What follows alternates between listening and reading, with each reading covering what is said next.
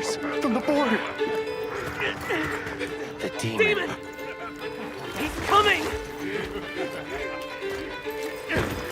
What happened? They're all dead! Oh no, no! It's him! He's coming! He's coming! Impossible! Get him out of here! He's coming! He's coming for us all!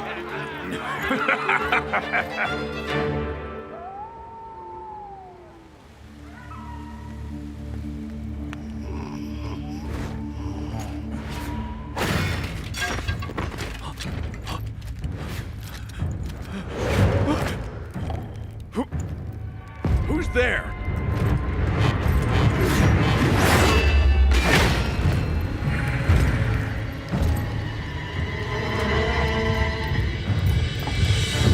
An imposter has sullied our name! We are the might of the kingdom!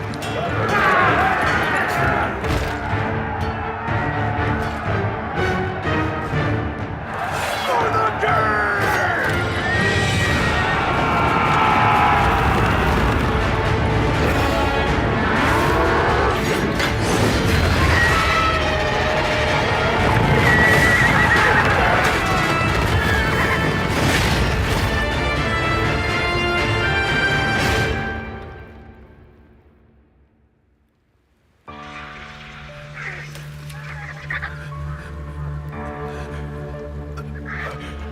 No. Please.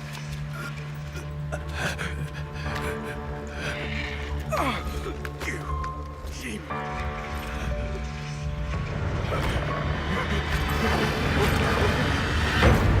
Please.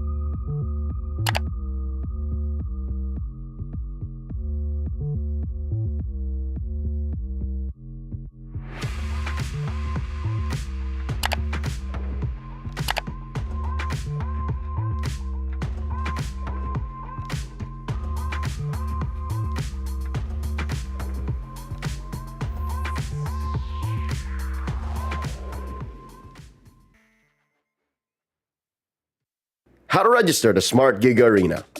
First, go to gigaarena.smart on your browser. Click Sign In at the upper right corner and enter your smart mobile number. Enter the one-time authentication code sent to your number and agree to the terms and conditions and privacy policy. Personalize your account by choosing your username and profile picture. Congratulations! You've just taken the first step on your path to greatness. Check out upcoming tournaments and play arcade games. Just subscribe to Giga Arena 20 to join. To join tournaments, click the Tournaments tab. Find the perfect tournament with the search option. Find all the details about your chosen tournament and register. Provide your in-game name, ID, and other details. Make sure you have tickets to join. If not, then subscribe to Giga Arena 20 to get 2 tickets. And you're set. See you at the training grounds.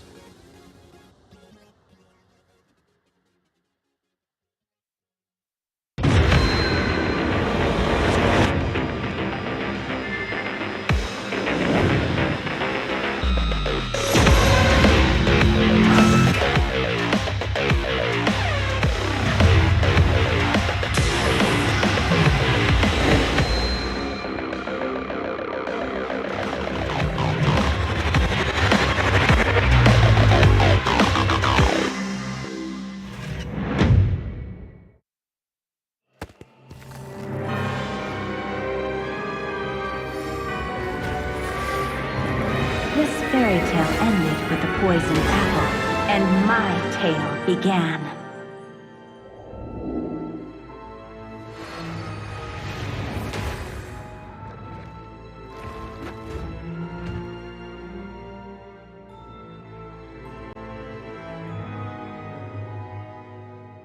A princess in a tower is just a bird in a cage.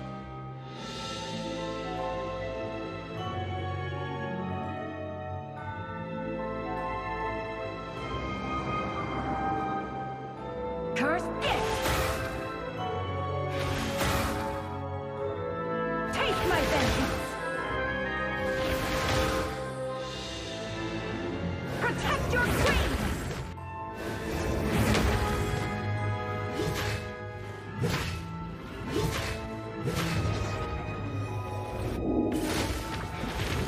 Kneel before your queen.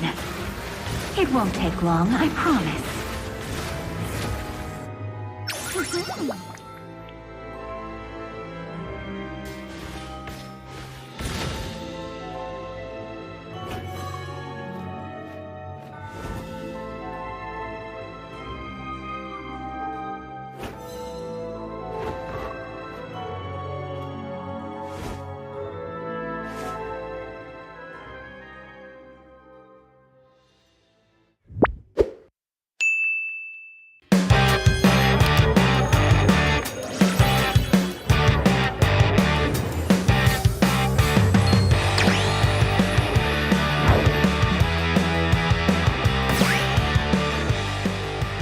Nakilala niyo na palang transferee natin. Class, meet your new classmate, Felicissimo.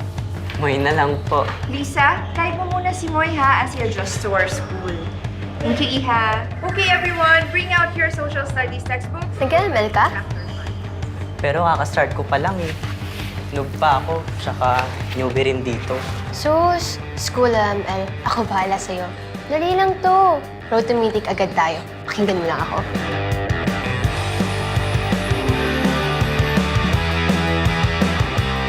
Rule number 1, let your personality show. Pakita mo kung sino ka, be.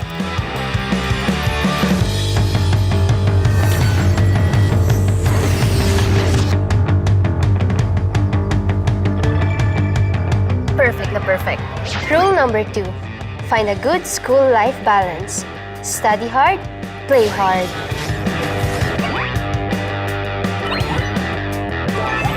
Yes! Ang galing! Nice one! Rule number 3. Basic lang galawan dito. Basta alam mo, Prayo. Magpataba para lumakas. More kain, more energy.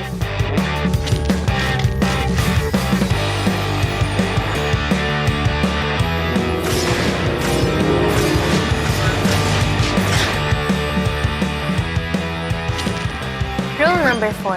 Pag may humamon, game on! Huwag matakot sa clash. Kita ka namin sa map. Auto rest back.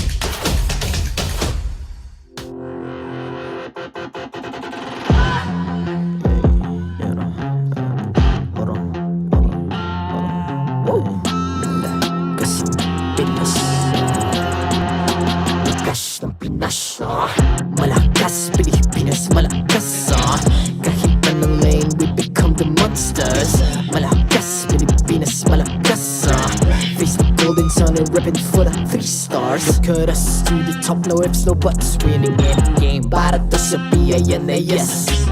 Di mo matitin ang aming boses on your level. Nasa kalye man o mobile window, I become a legend. Open fire, we unite, we winners. Built with pressure, like diamonds are made of. Switch na lane na parang gera, HP racing may reseta. Built na kitang buhat, we heal that full load SS parang Lyra. Susundan ko ang iyong bakas, kasama patas, tagumpay natin to. Dahil tayo'y malakas, para sa Pinas. Nasa amin ang alas, hindi to atras. Kinikilala sa taas kasi kami ang malakas, para sa Pinas. Nasa amin ang alas, hindi to atras. Kinikilala sa taas, ganito kami sa Pinas. Wow! Hold on, hold on, hold on. Yeah, wala ka sa Pinas. We are laging MVP, no surrender, no retreat. Pag nagsama-sama, just imagine what we can achieve. Laging MVP, no surrender, no retreat. Giving 100 all my all, cause we just cannot be defeated. We are unstoppable, immune and invulnerable. Ready ang equipment, lahat frozen, malak crowd control. Pakita ko na jab like pow, east to the southeast. Takas sa matawa, proud and loud, cause every enemy we devour. Susundan ko ang iyong bakas, kasama patas, tagumpay natin to. Dahil tayo'y malakas, para sa Pinas. Nasa amin ang alas, hindi to atras. Kinikilala sa taas kasi kami ang malakas, para sa Pinas. Nasa amin ang alas, hindi to atras. Kinikilala sa taas, ganito kami sa Pinas. Wow!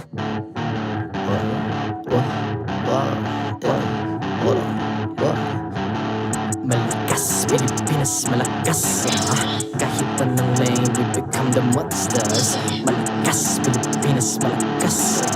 Face the golden sun and weapon for the 3 stars.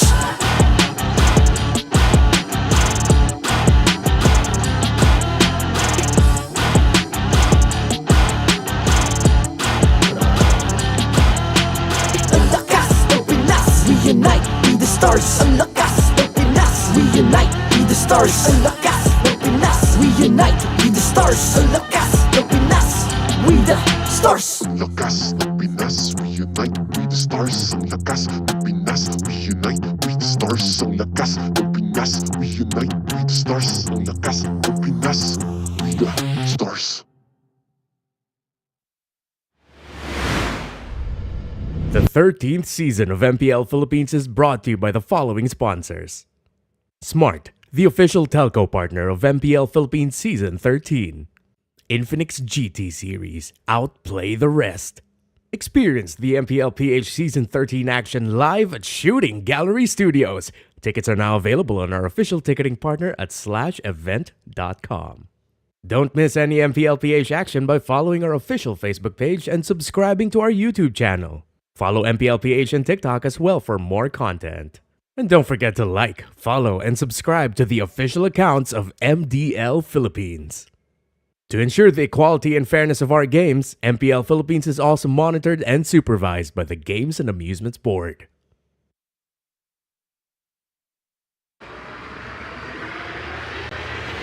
PM MPL na 4 PM MPL na 4 PM MPL na 4 PM MPL na 4 PM MPL na 4 PM MPL na 4 PM MPL na 4 PM MPL na. 4 PM MPL na 4 PM MPL na 4 PM MPL na. 4 PM MPL na 4 PM MPL na. 4 PM MPL na 4 PM MPL na. Catch your favorite MPL matches every Friday to Sunday. Only at the MPL Philippines YouTube and TikTok. 4 p.m.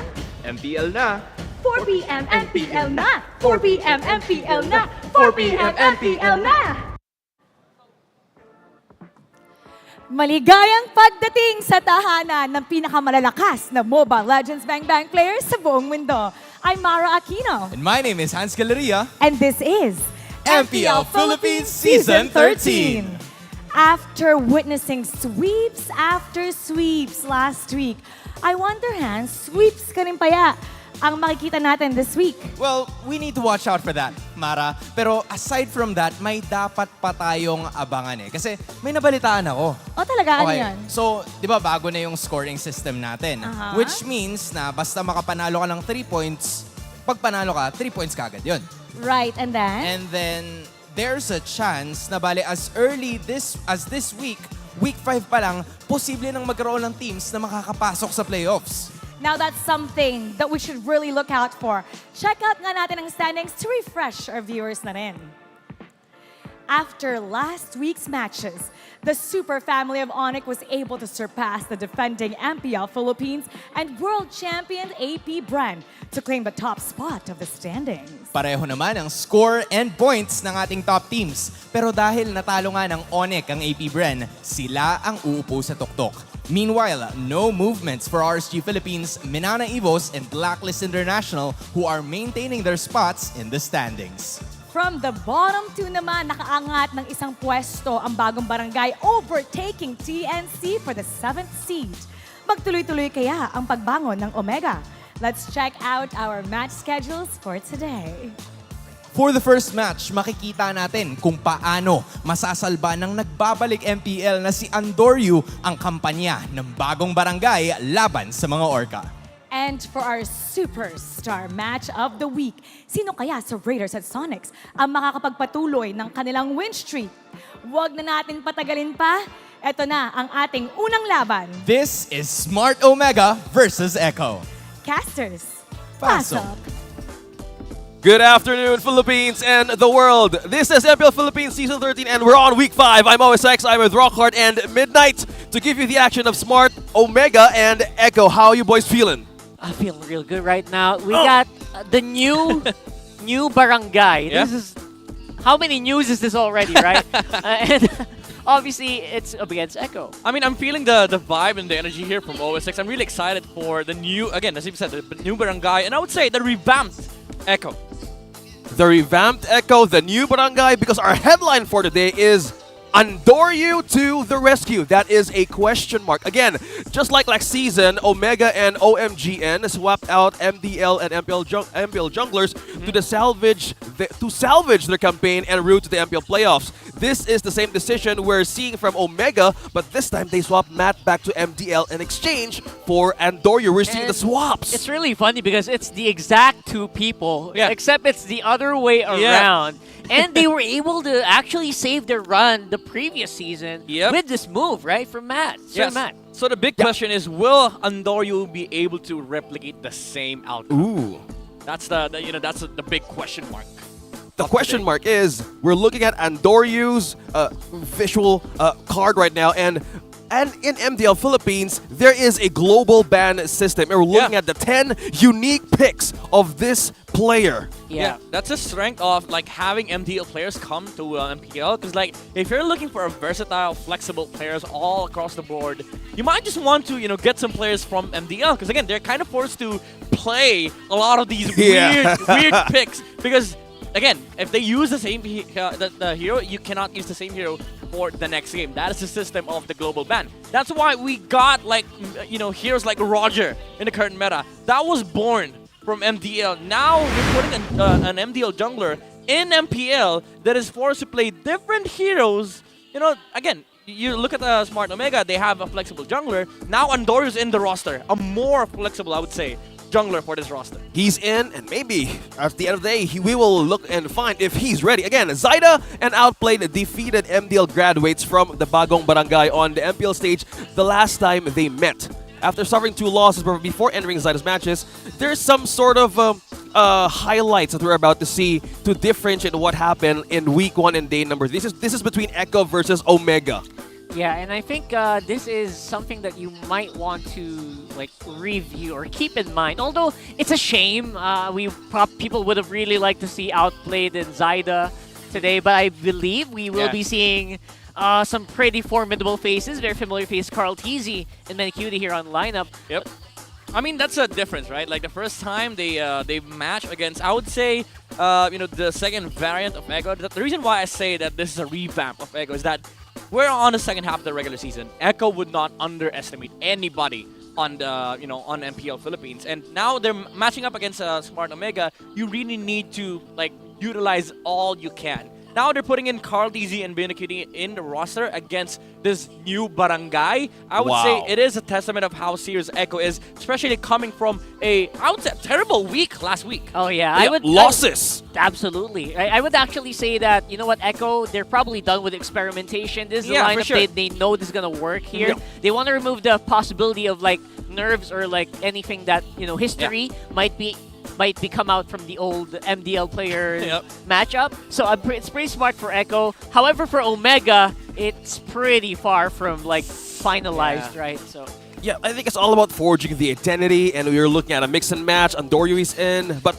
right now, Rockhart, I know you were looking to brew up some discussions, but what about how our viewers who's joining us right now, what can they get by just joining our stream? Well, join discussion, hashtag OMG or hashtag Echo with your gaming server ID. You get 500 diamonds if you get chosen. We choose 4 people for that. Hashtag OMG, hashtag Echo, and here are our marshals who will officiate the match. They ensure the fairness and the integrity of our games. We have Chico, Jeff, Patrick, and Wilbert. Yeah. Jeff, one more. real good. Just one more. What? You've been 4 of 5. Nice. Looks like the teams are ready. Let's call them up on stage.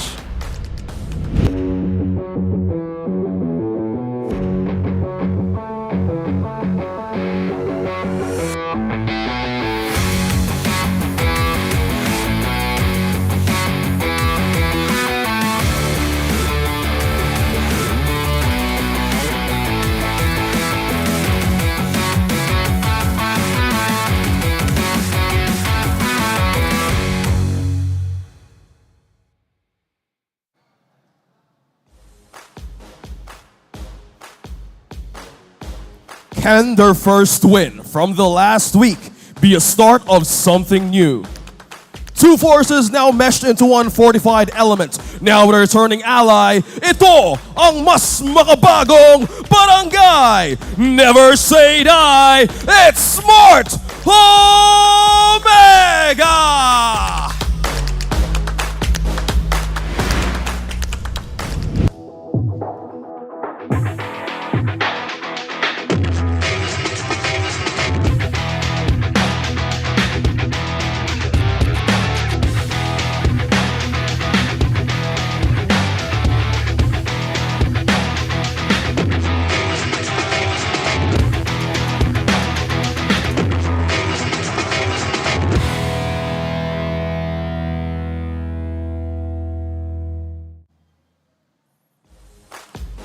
Orcas have faltered and underwent chaos, but now they're hungrier for blood, louder and prouder to take enemies down, a threat below sea level. It's ECHO!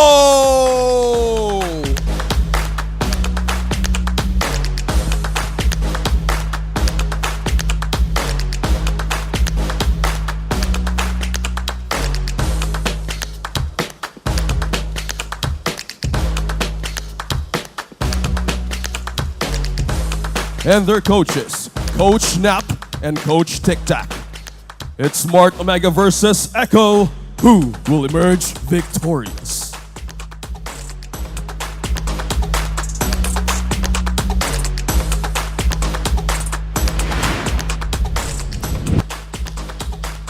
We're looking at the lineup. Again, this is the headline of the day. Andoryu to the rescue. A question mark. Is this the mix that we're looking for the new barangay? That's a big question, isn't it? We did see a victory from Smart Omega with the Doc, but now they opted to take him out of this lineup. I'm super, super curious why they would do that. But again, this is the one for Andoryu's debut match back in the MPL. Yeah, I mean, it's variety, it's new identity for Smart Omega, but they're going to be up against one of the most tested, proven lineups in MPL PH. It's ECHO with Binacuti, Carl TZ, Sanji, Sanford, and JP. You know what? This roster is very, very experienced. This roster is very consistent. Again, they did have a bad week last week, but now they are going into this week very, very seriously with the main five with Benecutie and Carl DZ up against Smart Omega. That is going to be a big task for the enemies to deal with.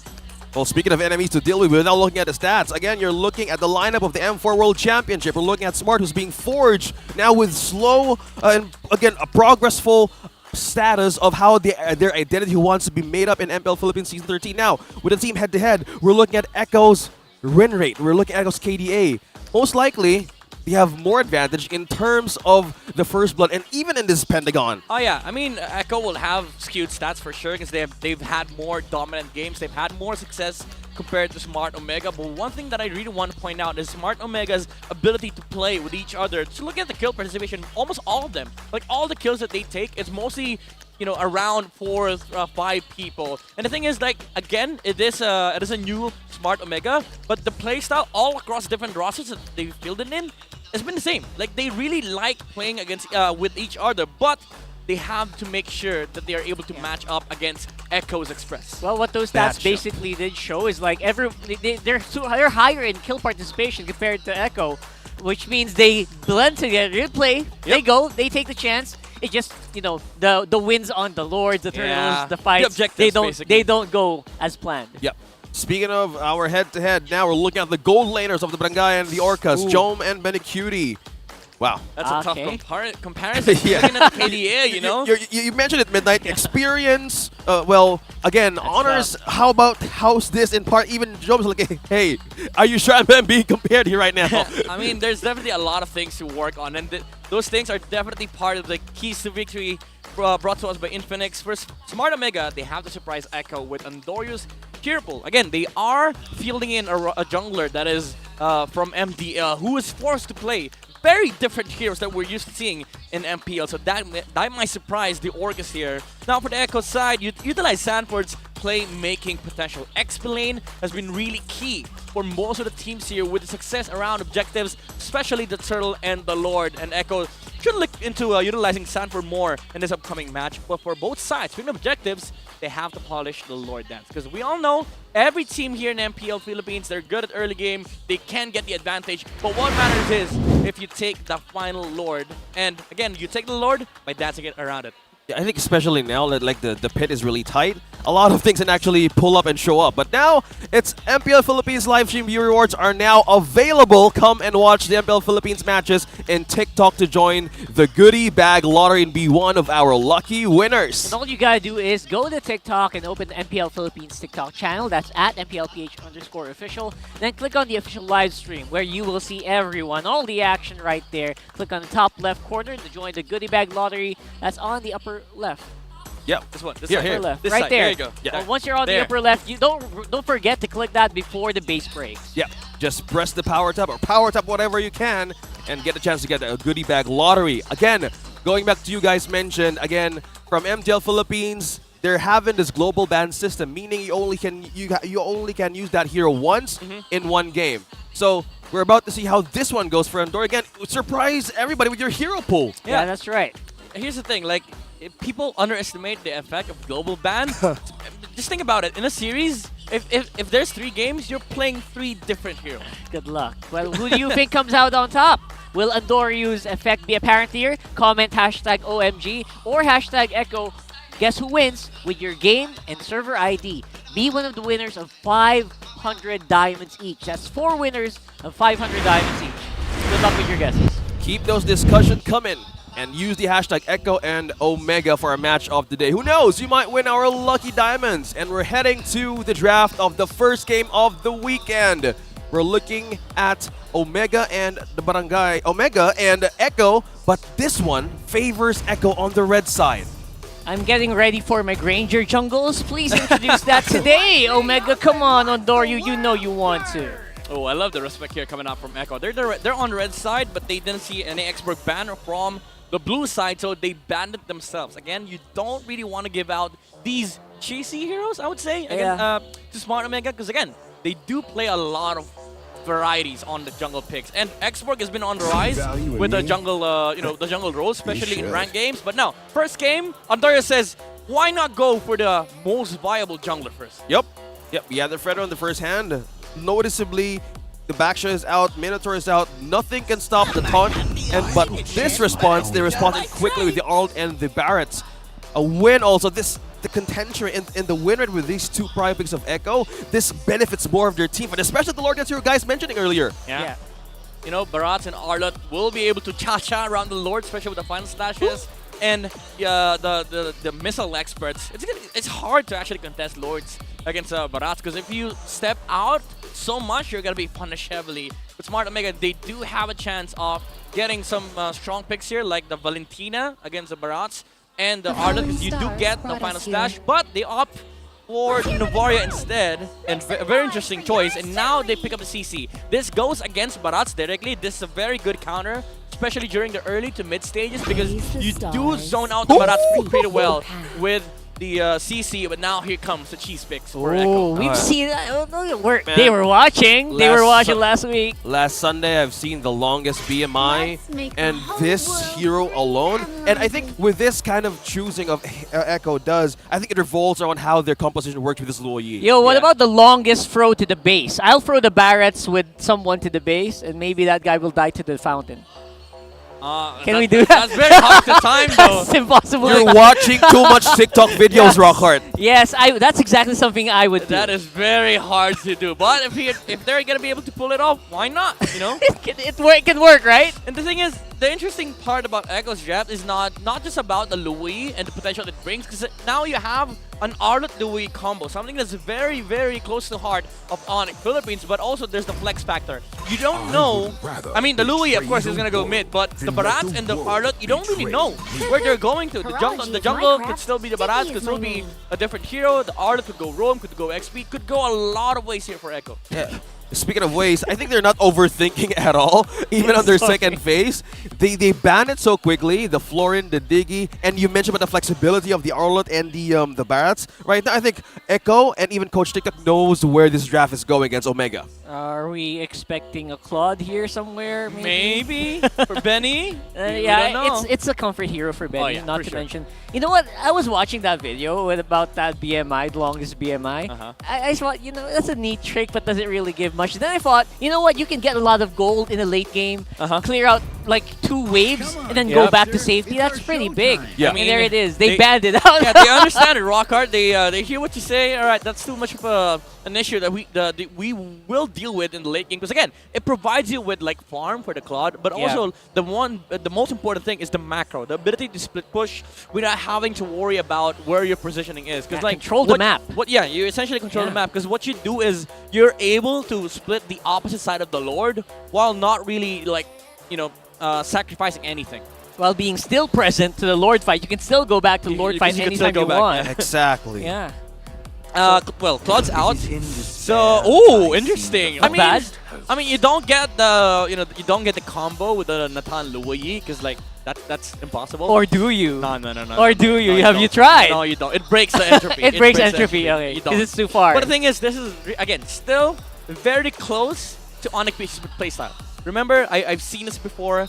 The Nathan with a very aggressive 4 heroes, essentially a 4 protect 1 strategy. You allow Nathan to snowball towards the late game, and then he just carries you.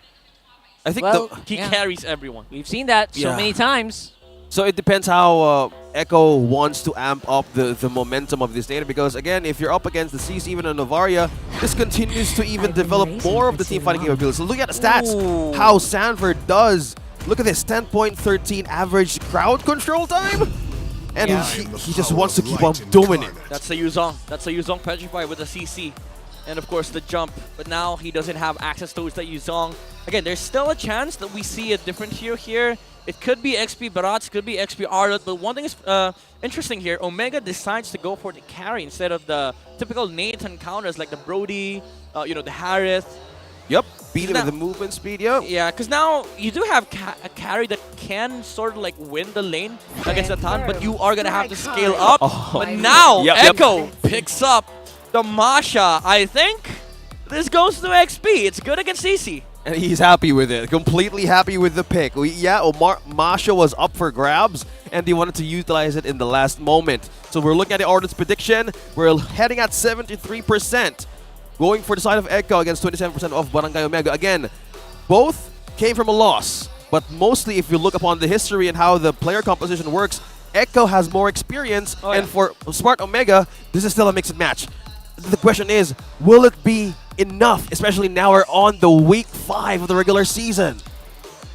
That's a big question, isn't it? Now, I'm surprised that, you know what, I'm not surprised rather, that Andoryu didn't choose to try to make a big risk. You don't want your first appearance to, to come out on a loss, because people will say, yo, you know what, they look like they experimented. No, they go for the Fredrin. That's actually pretty smart. That will also help him keep in his mental state where he can, like, you know what, I did what I could with one of the most, proficient jungle heroes out there.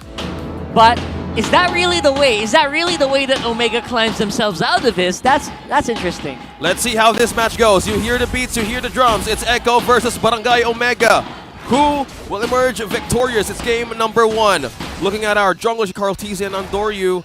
And this, you were mentioning about how Andoryu wanted to stick with the Fredrin. Again, maybe the mindset of Barangay right now is probably to focus more on the things that they have lost all throughout the weeks. And they want to bring it back, especially now that they're doing mix and match second time around this season. To be fair, it's just, too good of a hero to pass on off. Yeah. Like, Fredrin is such a very consistent jungler, but people have been, like, getting, different junglers lately. Like the Mardis, the Bakshas, even the Barats popped up here in MPL Philippines Season 13. So I think it's just a safe choice for Smart Omega to go with. And the thing is, you can never go wrong with Fredrin. Oh yeah, of course. Without the Baksha, like banning it out gives you free roam around even everything. You mentioned about the objective takes, because right now we're looking at the first minute of the game and looking at the Arlet again. We're looking at the Arlet tank versus the Kaja versus Mark. So we're seeing Marked this time for the roam role for Omega. Yeah, instead of Rebo. Now, the choice for Smart Omega is, I think, to have a more aggressive roamer, because Rebo has been more on the utility side. Yep. But with this roster, I think they are going to be able to put more aggression, especially against Echo, which is good. Because again, you want to be able to match up the Express of the Orcus here. Look at this. And Smart Omega just putting 3 heroes on the X lane just to make sure that they get level 4 on the CC without getting zoned out by the Barats and the Masha. And a successful pressure down bottom. Meanwhile, up top, Ben Cutie and Jome with the exchange. Still, we're seeing pressure. We're seeing pokes. A great start, but now Daytona's welcome. Yeah, Carl Tizzy activating Daytona's welcome very early on. And Doryu's in trouble here. First blood going down for Omega. But look at that. There is an answer here coming in from Omega. They also take out the Echo jungler. That will mean that there's going to be another... Oh, I thought they were going to back off. Oh, JP! Sure. JP, nice angle here. Going at the back. Just not having quite enough health to survive that. Oh, that was close. JP used the second Vengeance just to get close the gap, so he didn't have the refresh, but he was able to land the final slash. Overall, that was a huge victory here for Echo, especially considering that Andoryu died before Carl Tizzy did. And Carl Tizzy just punishing the Fredrin when he saw Andoryu with low HP. Although he did have a huge crystallized energy, he didn't have the stacks, so he did not have access towards that Abrasive Threat. Oh yeah, you need to have that prepared if you're going up against a Barras. Either you get sold by the Daytona's welcome, or you can either withstand or hold him off with your taunt. I think the gameplay mechanics against a Freddy and the Barretts really boils down on the XP laners of Omega. Yeah, actually, I was a little surprised that we didn't see Jome join there as early as I thought.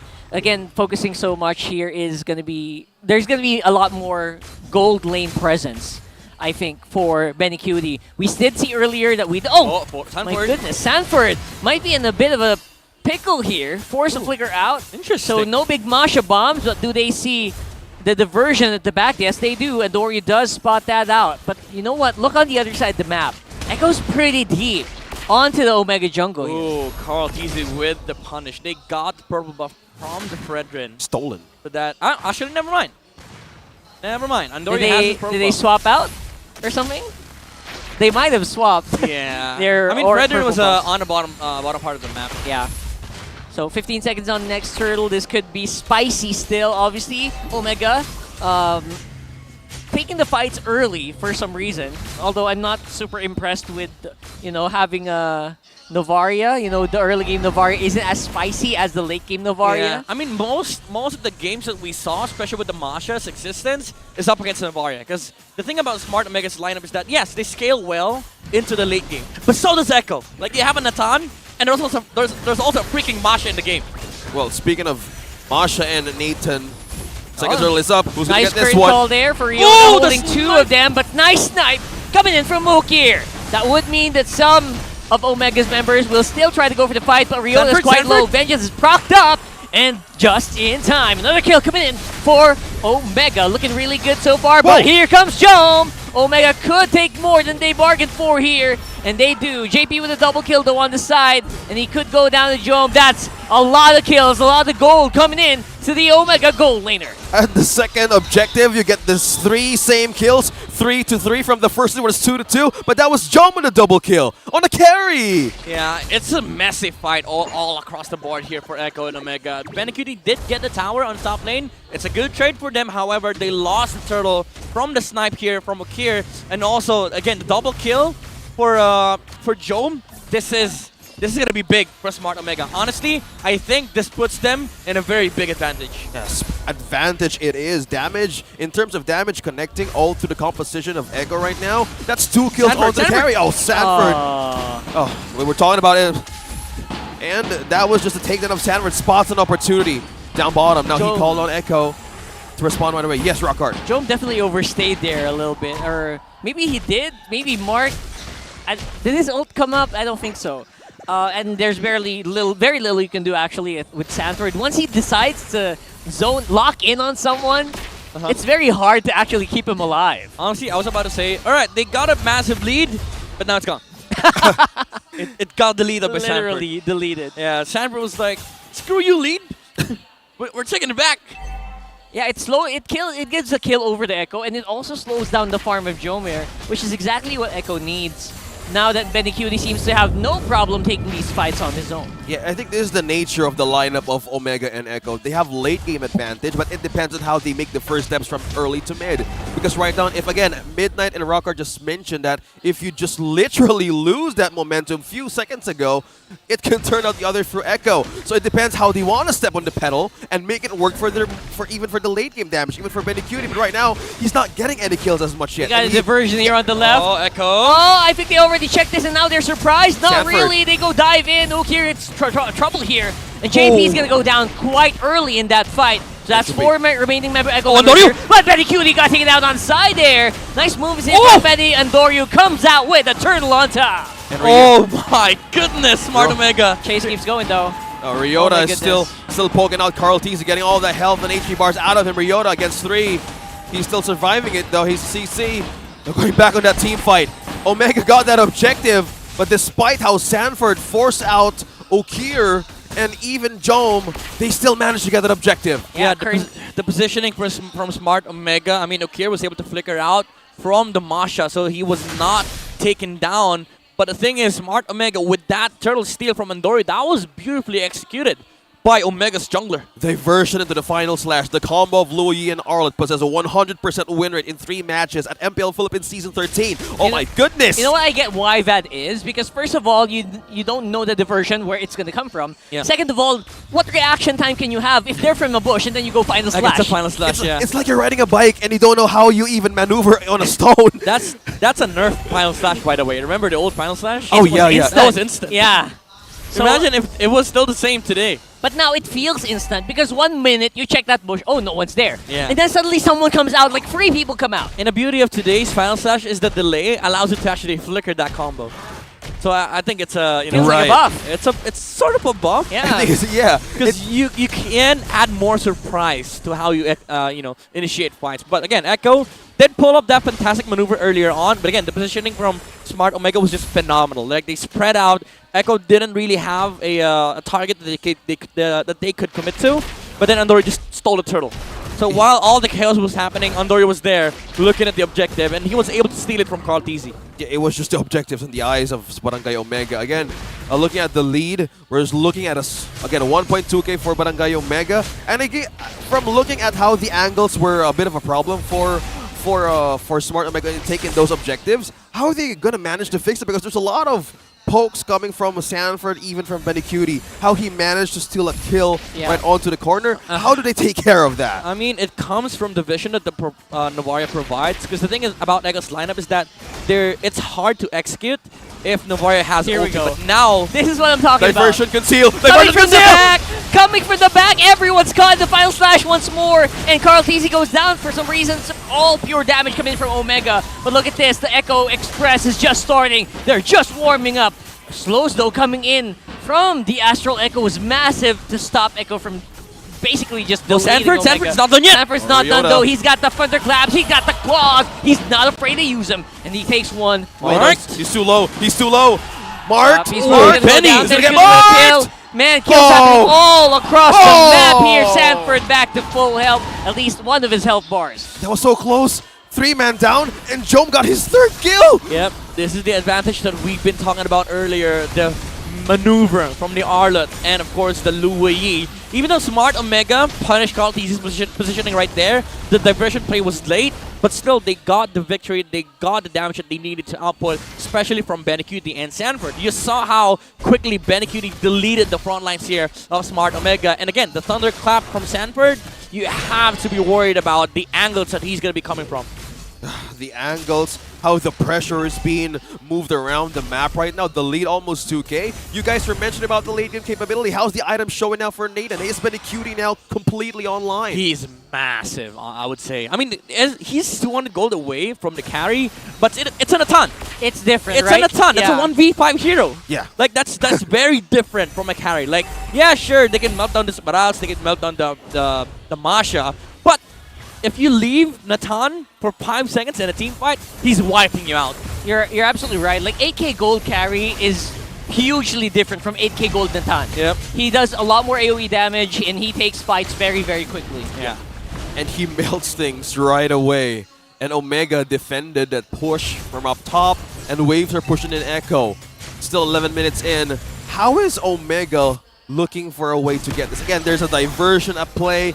There is we saw the final slash conceal. They can come from all kinds of different places in the map right now. How do they even manage to pick down one, and who to pick in the side of Echo? Well, the way that they're dealing with it right now is they're basically not even buddy systeming. It's 3 people together. As you can see around the jungle right now of Omega.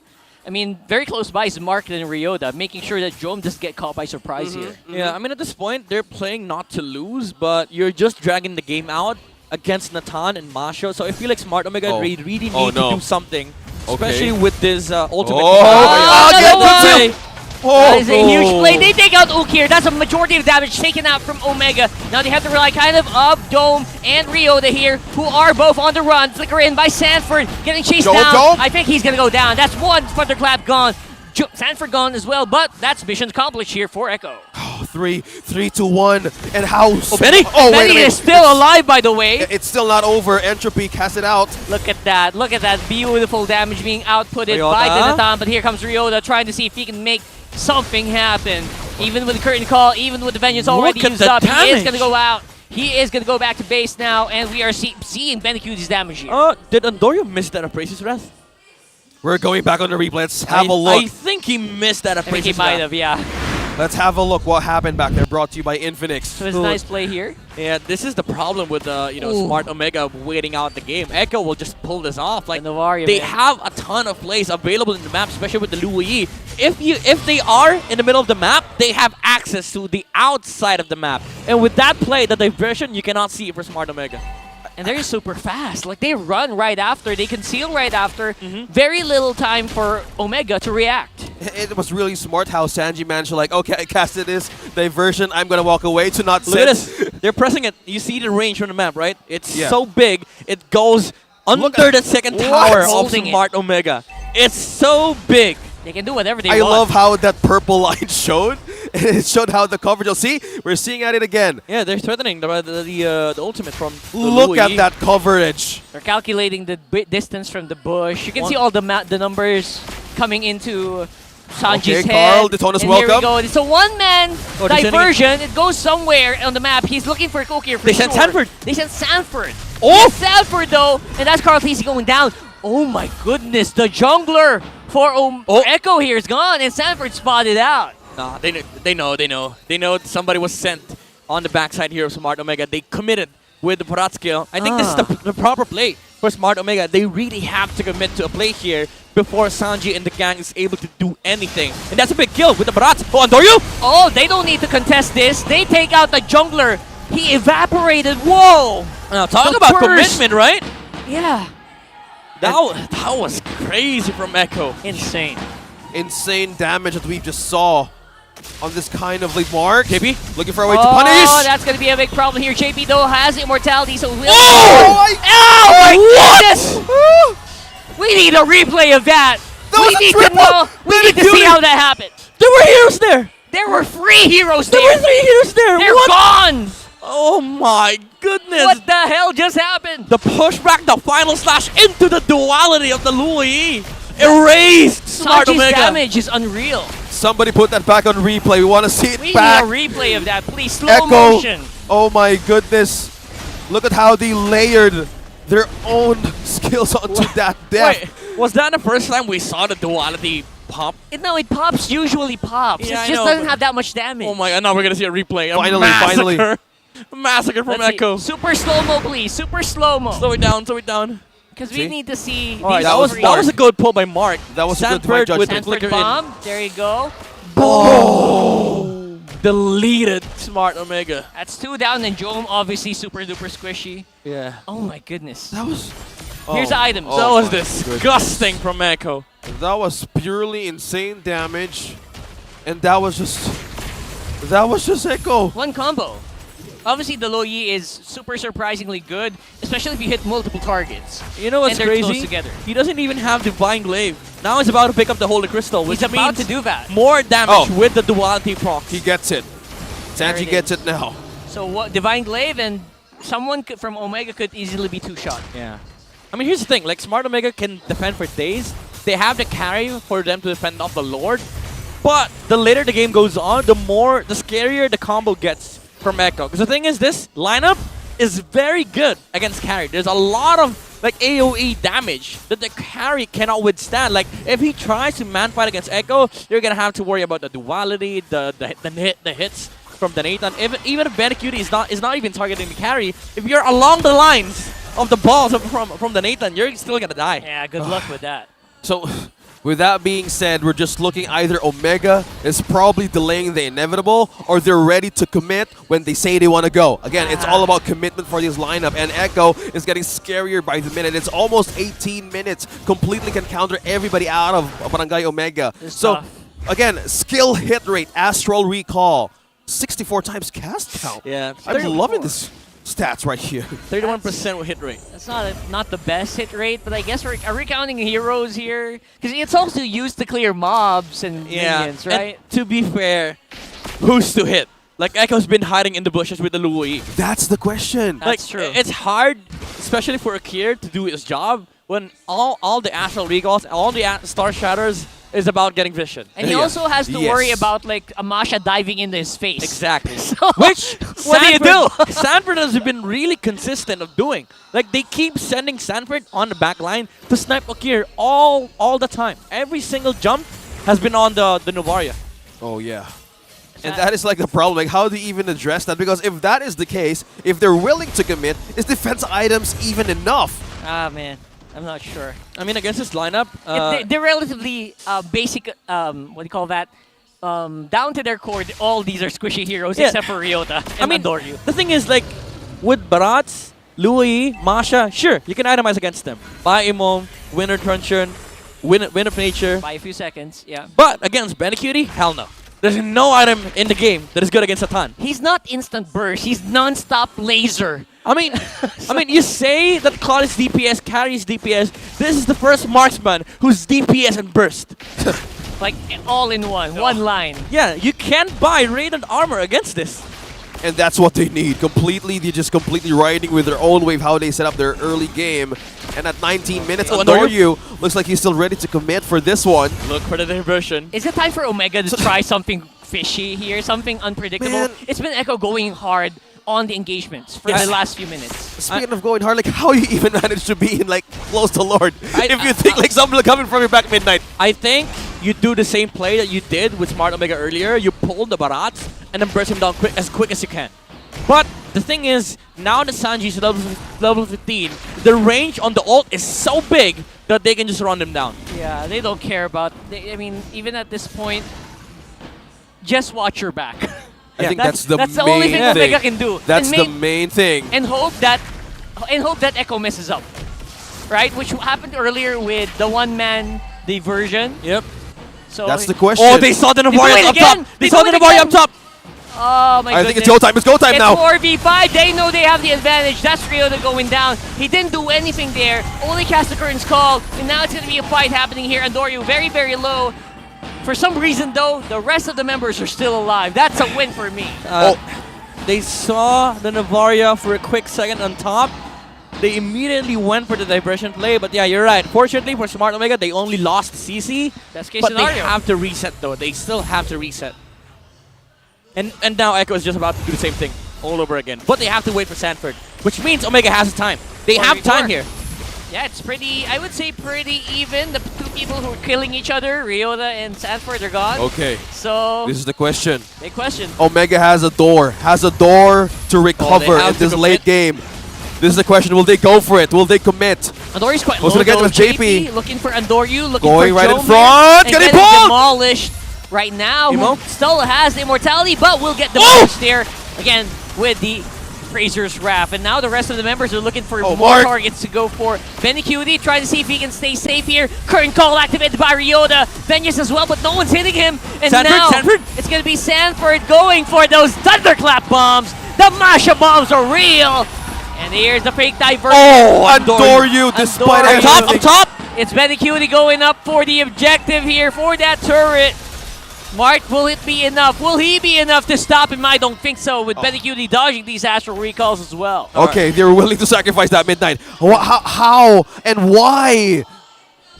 Oh my goodness. I mean, Smart Omega, that was crucial that they got the Lord Steal there. Beautiful spit coming out from Carl DZ. The damage was overwhelming on the side of Echo, but I love the patience from Jome. He did not show himself. He was not participating on that fight until he saw every single member on the side of Echo. That's why Carl DZ was brought down, because Jome was finally fighting in the front lines. And Carl DZ was scared in getting that Lord because he was so low. But look at this. Another goal. Oh, no, that's everyone jumping in on the Jome using Wind of Nature, trying to stay alive. Benny to the back end, or you getting hard welcome into it.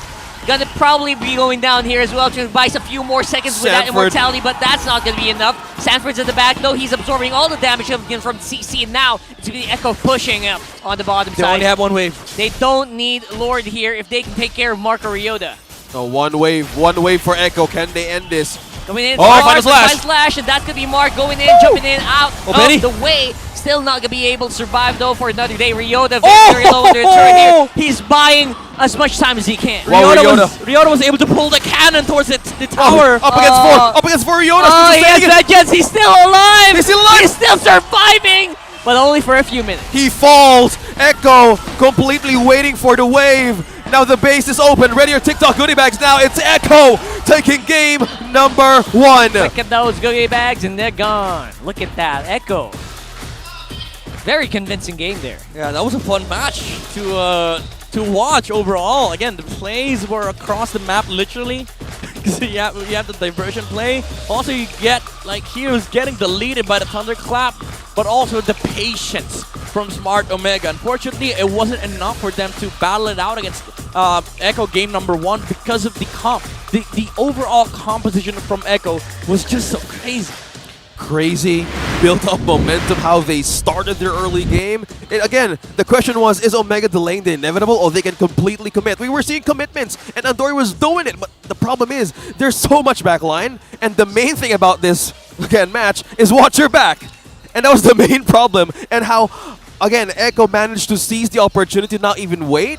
They went for the last push on that corner, and that quickly ended things in Omega. Yeah, I don't envy the position of Omega there, because half of the time they're trying to come up with a good plan, right? Come up with a good attack angle. Half of the time they're worrying about who's behind them. Yeah, there's a mad lady behind the Insane. lines waiting for somebody to get thunderclap. Masha doing all the work, and our MVPs none other than Sanji. Masha bombs, bro. For game. Masha bombs. That's a good term. For game we've number one. We've been calling that. Just imagine how he managed like the few seconds of the game, midnight, break things down. Yeah, Sanji with the Louis performance. Again, this was a crazy pick overall from Echo. A very good timed pick as well on the third slot. Smart Omega did not have any answers against it. Even though they did have the late game with the carry, they did have enough of a front line to sort of like sustain the the brunt of the damage here of Echo. But again, as you call it, the Masha bomb, Sanji was able to deliver the winning chances here for Echo against Smart Omega behind the lines of Smart Omega, by the way. Now, we're looking at the highlights here. It was an even game in the early game, right? It was like a battle of objectives, a battle of farm between Benacutie and also Joe. But the thing is, we've said it before, we've discussed this in the desk, like Smart Omega, they are delaying the game here for the carry to be able to farm up, but so does Echo. Like, Echo is happy farming this game. They're happy with like getting the items on the Natan, the Masha, because come late game, they have better ways of executing the fight, and that's where the diversion comes from. And these diversions from Sanji are so well damn placed that Smart Omega never knew where they were coming, aside from that one diversion play up top, because Sanford was just delivered there, and then Smart Omega decided to go for the team fight. But overall, Echo did have amazing engagement, especially this one, that the while they proc from the Louis just deleted the entirety of the squad here of the Barangay. And after that, again, we saw another diversion play on the bottom lane. Echo just equalized the playing field here for Smart Omega. They were playing against a carry, but the problem is they need to man fight here for Smart Omega. And man fighting, I mean, as much as you want against Echo, you could do that.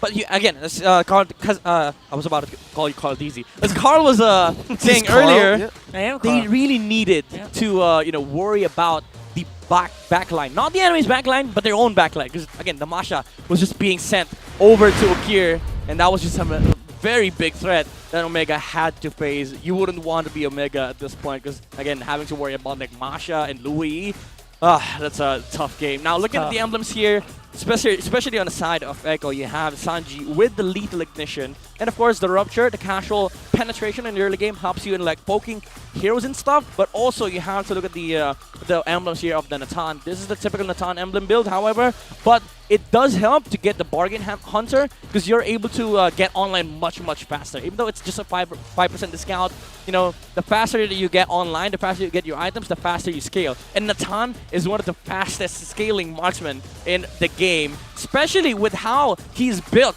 Like in this current meta, it's hard to itemize against Natan, because like even if you want to buy Radiant Armor, it has a built-in cooldown, and Natan hits like a truck, and you cannot wait for like 2 seconds for your magic stacks to go up, because by that time you're dead.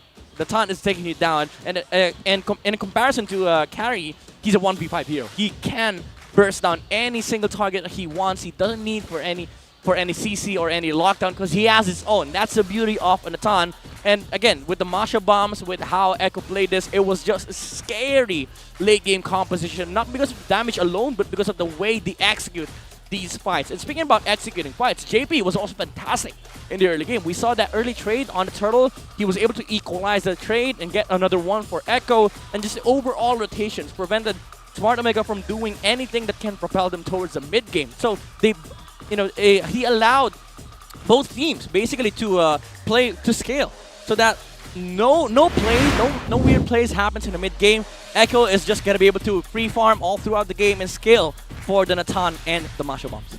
Looking at the heat map, how JP managed to like form an L formation throughout the early like few minutes of the game. He's everywhere. Yeah, he's everywhere. And you mentioned about how the Nathan was so effective in the early game. Again, Midnight mentioned it hits like a truck, and pair it with a Luoyi and I don't know, and the Barretts. Well, yeah, I'd rather close my eyes and not play if I was in that state of the game, because it was so dangerous. But right now, it wasn't fun for Omega. It wasn't. Especially for Okir, man. Oh, yeah. Most of the time you're zoomed out, right? You're looking for targets to attack, and and then he just gets outplayed. That match was so good, because Infinix GT Series outplay the rest. Brought to you by Infinix, the official sponsor of MPL Philippines Season 13. Be unstoppable and outplay, right there, the rest with Infinix GT Series. You know, it's crazy to think about the thing that you were saying earlier, Rockhard being a Navaria in that game, like having to zoom out. When you're about to fire the Star Shot, you see a lady walking behind the lines, and you're gonna be like, okay, I'm done. Yeah, it's too much. I'm done. It's too much to handle. But right now, it's up for grabs, and you can get this for yourself. Vixana's high rarity Zenith skin is now available. Get one now because the draw is still happening for 30% off on your first 10 times draw and 50% off for your daily one-time draw. You can even get a chance to win Vixana's Battle Emote. I'm the Queen Illumination Effect, Apple of Doom, and other amazing skins. So you don't really just get the Vixana, you get some other skins right there. So draw in there. I like that. I like that skin so much. You're a Vixana main? Yeah, now, this season. Yeah. Because of the skin. Yeah. All right. Yeah. I love it. You're one of those, huh? I love it because how the voiceover changes from the old Vixana and the new one. It was a different. It's literally a twisted fairy tale that she can stand up to herself. Yeah, I mean, very it's good. interesting- Very good detail. It's interesting that we got a lot of Vexana players right now in MPL PH. There was a time where, like, especially week 2 and week 3, Vexana was always first pick. Oh, yeah. Even with Echo. Now, we're changing things up. We're now back to the old mages, like the Louis. Oh. Even the Gourds are now popping up once again. It's just super surprising because Vixana is just so easy to use usually. So. Yep. Again, we're about to see exciting matches ahead. But right now, let's head over and focus our attention on the screen for this story. Siguro po pag nakuha ko na po yung MSC. Siguro po pag naging pro player na ako sa lahat ng game. Inaalay ko po yung championship sa S13 sa sarili ko po. Kasi parang feel ko mina na ako eh. Tapos parang may gusto pa akong patunayan sa sarili ko din. Tapos inspiration ko siyempre girlfriend ko. Kasi lagi siya nakasuporta sa akin eh. Tapos yung family ko din na lagi nakasupport.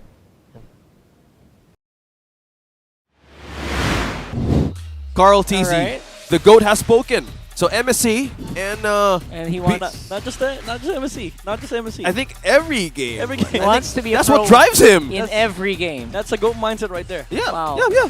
Why stop here? I know when you can go further.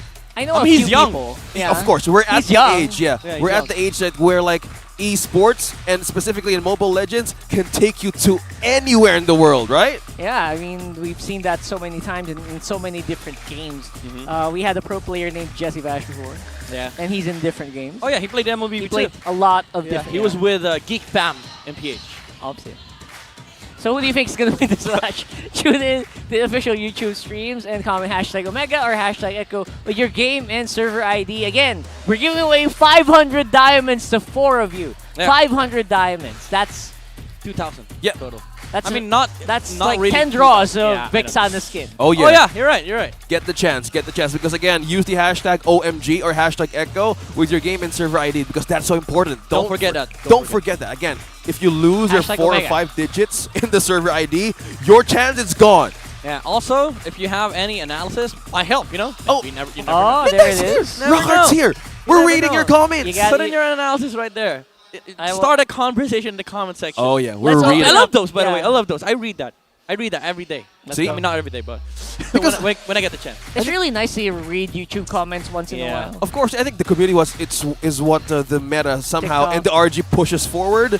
And going back on our draft recap, well, yeah, this wasn't a good game for Omega even to play against this kind of composition against Echo. It definitely wasn't fun for Omega, but again, they did some work in the early to mid. They were able to get the advantage against Echo, but again, the composition is meant to also scale alongside Echo. But the problem was Echo was also fine in scaling up the game against Smart Omega because they have more ways, or I would say easier ways of executing the team fights. Because if you're a Mega, you really had to commit with the the Divine Judgment. We did see it a lot of times, but the problem is your lineup is mainly composed of pokes and DPS. Up against a heavy burst lineup, you can never like out damage a team fight initiation by Echo. And the problem is like even if you want to team fight them, again, as I've said, you never survive, and you don't even start the fight for your side, because Echo will always have the upper advantage when it comes to starting the fight because of the diversion. Although there are moments where I was surprised that, wow, Echo's able to burst down Carl Tizzy really quickly. Like, there's a few moments like that, but it was only because like 4 people were attacking at the same time. Most of them are DPS. Yeah, I think that was a problem because you're talking about the commitment. Again, it's all about the commitment for this lineup. Let's see how in game number 2 for Omega and how it will be a favor for them to bounce back and push this to a game number 3. So looking at our sides, we're looking at blue side at 55% and we're looking at the respect as well. How is this in line with the sides, Midnight? I mean, Omega, they did go for the Louis ban, so there's no diversion play that could come out from Echo. But, alright, Nolan's open still. Omega, they have the choice of either banning it out or letting it go, but I don't think you do that against Carl Tizzy, especially Carl Tizzy. There's no explanation needed for that. I like how you pointed that out. Don't give Carl Tizzy an assassin, please don't. Nolan is 100% banned Still, for Carl Tizzy. No, he was able to use it once or twice. I mean, it's still 100% in MPL PH, but against Carl Tizzy, I don't think you give him the Nolan. That's true. There were games where Nolan was picked up. They lost, not though. Carl Tizzy. Yeah. Yeah, I think he lost 1 game on it. Yeah. Yeah, 1 game, and then one. It's open. Okay, so with the Baksha gone, they might be forcing Echo to take the Fredrin, or Omega wants to take Fredrin. But again, you've mentioned about the assassin. Depends. Interesting. Barrett's Really? All right. Okay. Andoryu. Do tell. Andoryu. Nolan. Do it. I think you go Nolan. I think you go Nolan Arlet here. No. Echo just so literally said, interesting. "No, you guys take it," and they're just completely like, "Oh, hey, go ahead. Look at the least death per game after week 4. Benny Cutie is sitting on top against Yasuo and Super Marco." That's saying something because Super Marco is a very safe player as well. Yeah. So, wow, really. And even right now with TNC basically losing almost every game, they're still... Yasuo doesn't die. Anyway, surprising. Can I just say why... I mean, he's played 2 games. Yeah, he did play 2 games. I will choose Arlet, all right. Why would you prioritize Barrett's over... What? Ooh. Okay. No way. Okay, Harith right away. No way. With All right. the Arlet. Okay. What's with these picks? All right, I think... Enlighten us, Midnight. I think they're flexing this Harith. I mean, they're showing that it's a gold day, but it could still be flexed on the jungle rule. It could still be placed onto the jungle roll. But there goes Nolan. Oh my goodness. Oh, the it was a trap. The contention rate of 100%. It was a trap, man. Yep, they completely, Echo said, Coach takes, okay, they went for it. Let's go get it. You know, I was posing the question, why would you pick a Barrett's over Nolan? No, they still pick a Nolan. I mean, maybe Echo really just likes the Barats Nolan matchup, because some people do. Because it's hard to contest the turtle against the Barats if you're a Nolan. Because what the Barats will do is just eat you up. Now they get the 2 on their side, but they're losing out on flex here. Because now you know that the Barats is going to XP. That's a trade-off. So Smart Omega, they don't go for the global ban shenanigans. They still go for the Fredin jungle pick here for Andoryu. So no variety here for Smart Omega. Throw the keys to victory out for Smart Omega. They're going back to the roots. Andoryu said, finally I can use the same hero 2 times. I think it must be a relief. What a relief. I don't need to use weird stuff like Alpha and all that. I mean, the surprise was still there with the Harith, but when they revealed the Fredin, I think it was okay because they removed the Baksha themselves, and now the Nolan and the Barats is on the side of Echo. So I didn't think there was a choice for Smart Omega to make, but to get the Fredin right there, because you're just gonna lose out on a very good jungler on your side. Now, I really like this Roger ban. It's a good counter, I would say, against this lineup of Smart Omega. I mean, it's not a good laner, not that great against Harith, but you do know that the aggression will be ramping up on the side of Echo once they get the timing here with the Barats and the Nolan. And we've seen Ben Cutie just go all out on the Roger. No, I get that. Because the Roger, if you combo that with Nolan and Vexana, someone's going to get deleted on the map. Yep. Yep. They just they jump, they go out. A literally deadly combo if they let out the Roger and use it for themselves. We saw how Sanji Stats has a 60+% win rate on this Vexana and a 75% team participation. Yeah. So maybe that sums up like, hey, this is the team fight capability threat. Now they remove the Grok, they remove the Tigreal, and I guess this could still be the path that Echo wants to deal with. Yeah, let me just say, Echo has done their homework and they understand Nolan so well. I like these bans coming up from their side and also the way they set up the Barats pick. Because again, they didn't want the Barats Nolan matchup. Now they got the best pick. But now the technician is in the field. Who saw this? Finally. Comment down below who saw this coming. We never saw it in MPL Philippines. So only in MPL Philippines we see Chip. Renmar Chip is saw here. it coming. Yeah, Renmar did. I hope you're happy right now, bro. But right now he's here, and with the debut of Adore You, they're taking it with them. All right, so it's Omega. Of all teams, Omega is the last team. Literally the last team I thought who would use it first. I mean, as much as the hype is surrounded with the Chip, I don't like it against Vexana and Barats though. Yeah, it You looks... teleport in, somebody gets eaten up, and then Vexana just throws a Lord. And then, yeah, sure, some people could go in late, but that also means that the other people that went in early will just die to Echo, no? Yes, exactly. It's like you're still funneling everyone into one kill box. I mean, I like it with their Ardent Inherit, don't get me wrong, but I think they don't have that kit that can actually make this chip pick really feasible. Oh man, I'm not sure. Especially with this one. Okay, Phobius. Okay, this is again. Phobius. Phobius answers out mobility and dashes out of Echo's skill set, but how will this blend? Again, this is the question. Like Mark on this chip. Okay, low key. Somehow, like it has a percent of like a Luya, like I can go over around the map, but with portals. But does answer more of the problems that they went from game number 1 this time? Oh, Midnight, come on! I mean, the thing is, like Smart Omega, they have a way to deal with the Nolan during the team fights, but that's just it. It's good against Nolan, but your entire comp still suffers the same fate against the Barats, the Kaja, the Vexana, and the biggest concern is how are you gonna stand against this carry? Yes, he's not gonna be dashing out because of the presence of the Phobius, but you really have to fight around this vicinity from Echo with the Examine Force, with the Final Slash, and of course the Fredrin. They do have the chase capability though, but the damage, especially on the late game, I worry about Smart Omega's lineup. Very worrying indeed. So we're gonna have to see.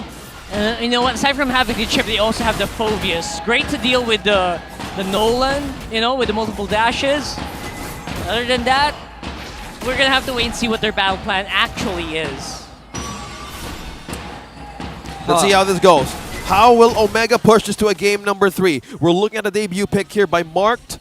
Now, coverage of the map maybe is what they're going for, but how does this lineup blend well with Echo? We're looking at Carl T's getting his hands on the Nolan. We are looking at Sanford with the Barretts. So there's crowd control, there's burst, mobility, and you have this burst capability of how teamfight will work with Vexana. Yeah, Vexana right now.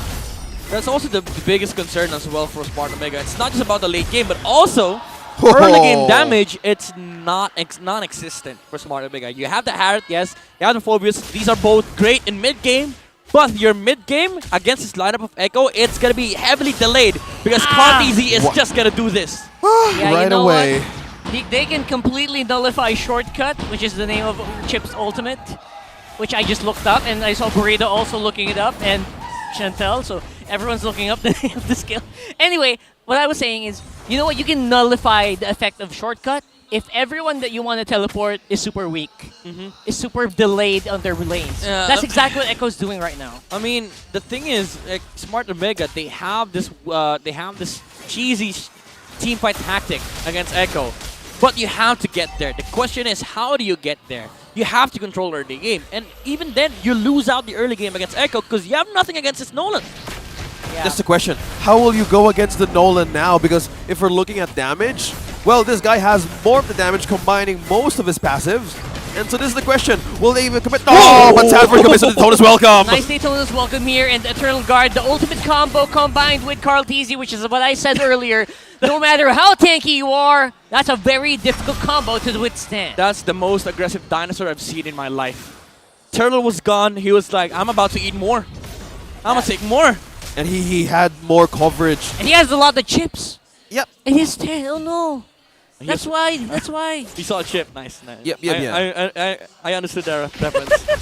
It could be a healthy change of diet for a dinosaur. Yes, I think chip is also a good way to feast on. But that's the problem. Will Mark just keep on doing that? Because I know he's getting vision. I know he's trying to get something out of Echo's coverage and even the map. Yeah. But right now, looking at how JP, Carl T's, and Sanjin rotating, they got their tracks covered. Yeah, they seem to have everything covered right now. I Oh, think the that's a only flicker. question mark is if they commit mistakes, which is exactly what I was gonna say there.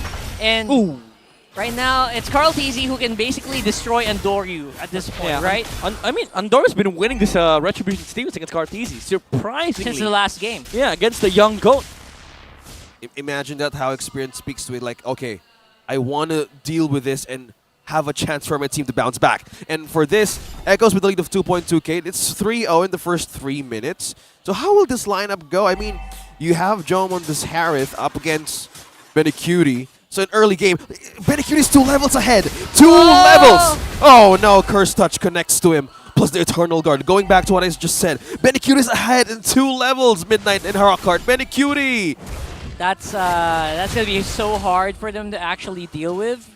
But again, it might just have to be damage control up until the point where it's safe for Jom to join these fights. It's gonna be until it's safe for Ryota to join the fights. Because without Ryota, without Jom, the damage, that's basically free walking tanks. Mark, you're going in right now though. Oh, Carl! My goodness, Carl TZ, that is one way to deal with him. And again, this is why you pick this guy. Ooh, that was a big question mark for Carl TZ. He went in too deep, and the Smart Omega just showed up with a chip. And suddenly you see 3 heroes popping out of the portal. Yeah, so that's the Instant problem. Okay, oh, Daytona's Welcome Flicker. That's a very good usage of Daytona's Welcome into the Flicker. Maybe would have lasted longer, but Ryota will be able to survive. Obviously, this is XP lane Arlot, right? It's different from Roam Arlot, very squishy. This one is tankier. Yeah, and more the items. Oh, already? Yep, so XP Lane doing all the work, and Flicker saves him from the possible takedown. But looking at the threat of Chip right now, yeah, he fell down 2 times. I think that the threat is like, okay, once the portal is open, everybody could just completely gank you up. It's a 5-man invade, 5-man engage. The question is, how will Echo revolve around that? Will they respond in quickly? Will they use that as an advantage? But right now, XP Lane Sandra being trapped in 2. Huge advantage here, obviously, for Andoryu and Ryota. Their DPS is quite low. But then again, so is the backup coming in from Echo. He's a little bit too late here. Nice energy eruption here from Andoryu to stop RLTZ from killing the Arlot. He stopped the second dash. That was very good. Very good huge. timing from Andoryu. Now, to answer your question, I think Echo has to really play around this Nolan more, because Cartesi has been roaming around solo for the past 2 minutes, especially after that takedown. Smart Omega, the thing about their lineup is, if you don't pressure them... Oh, Divine Judgment! Anyway, here, if you don't there pressure you go. them, they don't care. But here comes the backup, the 4-man attack, the 4-man shortcut, which could have actually taken someone, but Echo, they're very attentive. Yeah, Andoryu? They're diving in under it. Benecutie with all the flickers used up, he's still quite low. Well, and that's gonna be Okir going for the hunt with a vengeance, not enough to chase him down. Wow. Alright, I was about to say earlier, if you don't pressure the chip or any other hero on the side of Smart Omega, they're just gonna be able to farm efficiently. Because again, they don't need to join up fights. The thing is, they have a chip. They don't need to force fights. Because if Echo goes on the chip, if Mark is able to use his ultimate, Omega will be popping out from that portal. And Echo, they did exactly that. They went on the chip, and then Smart Omega just popped out of the portal. And Ryota had managed to use that final slash so beautifully, pushing and pressuring Benecutie to fall back to base. No, third objective, Turtle is up. Who's gonna take this? Sanford. So again, we've been seeing Omega really come out on top. Andoryu, I think he's taken at least 7 or 6 out of like how many 8 turtles against Carl TZ. That's impressive. This is great for Smart Omega, by the way. Very interesting dynamic with this lineup. Oh, gets poked. Great poke here coming in from Echo. They will be able to take out Andoryu. Coming in out on top here is going to be everybody. Everybody coming out of the shortcut. Welcome. Ready for the fight, but they isolate. Mark can't really come to their rescue. The overcommitment for Smart Way Omega. overcommit. Yeah, Andoryu and Mark falling down. Even the portal is up, and that is just the counter punish of Echo. Now they're seeing this mid lane. Oriota? Oriota with the final slash. Curse touch Dodge. connects. Completely dodging. There's a pickup also an item for Sanford as well. So, okay, what went wrong there? I mean, again, aside from the overstepping, I don't think they have the damage yet because Jome had to go for the Thunderbolt first item, especially against a carry. And look at Benecutie with the Corrosion Scythe. No boots, by the way. Corrosion Scythe into the Rose Gold. He is going to be able to survive this magic damage coming out from the Phobius and the Harriet. That's the reason why it feels awkward to Smart Omega. Like, you'd look at this lineup, yeah, they did fail early game, but still, they have a strong mid game. But because of the early game lead that Echo had and these itemizations coming out from Echo, it feels like they're getting repelled. Smart Omega's mid-game advantage is getting repelled. Yeah, not picking up the boots is like a sacrifice, right? Yeah. Because your early game is a little weird. You're going to get chased down. You might use the flicker. You might need to use a flicker, but you will have items. Oh, what are you doing there? You're staying on a shortcut? You can't do that. Sanford! And now it's going to be Sanford in the middle of the fight here. Dayton's Welcome already used up. Huge fights erupting. Huge chase down coming from Omega. And everyone just wants a piece of the pie. Sanford going to be super low. They know that Dayton's Welcome is not available, and they take more than they bargained for. I mean, to be fair, Echo did not really try to fight that out after that chip kill. Carl TZ and Benny was like, nope, we're done. We're getting out. Ryota, though, having the ability to final slash at least 2 members, and he still lives! 4 members of Echo are down! Despite how Carl TZ and JP went there and waited for the right moment to take down one from Omega, Ryota's final slash saves the day, and they fall! Oh, Smart Omega with the synergy. They are able to make plays against the Orcas. These final slashes, these chip ultimates, these Zaman forces has been really on point from Smart Omega. They went in for the punish. They knew Carl and Benny did not want to fight. They didn't have the Divine Judgment. So Smart Omega, in their minds right now, we can just go brawl. We can just go fight. That's a huge. That's actually a huge advantage from Atoyar, man. You're taking so much attention to the chip. You keep forgetting Final Slash is also a very scary ultimate. Yeah. Fun fact: Chip's favorite snack is I never knew. Potato chips. Comment down below if this is your favorite snack as well. I think I might buy a soda to pair it up with a chip or something. Honestly, Chip is just disgusting in this point of the game. Like, he is able to move across the map just by sitting in one, in one particular. Not even side of the map, one particular dot of the map. Man, he has 4 portals. 4 portals to be utilized by his own ultimate. Look at this. Oh no. He can play solo He can It's still a 5-man. Yeah, this is an entire team. Woo! There you go. There Ultimate. you go. Portal is open. Up. They catch. Oh, everybody's here. JP! Oh my goodness, Carl TZ and Sanford, they're in trouble here. Oh, Sanford? Sanford's at the back. They flicker up straight into that. Oh, turret. Ryota! Don't forget, you still have a turret on the back. Okir jumping in and out of existence, jumping into these fights, taking full attention of Echo, while the Lord and everyone else goes for the retreat. Wow, earlier, I said Echo will have this fantastic mid to late game, but with this level of execution coming out from Omega, it feels like they know so well how Chip works. You saw how Mark played that, right? He was like walking. He was walking in front of Echo, and he was like, I'm just not Chip. I'm the entire squad. Yeah.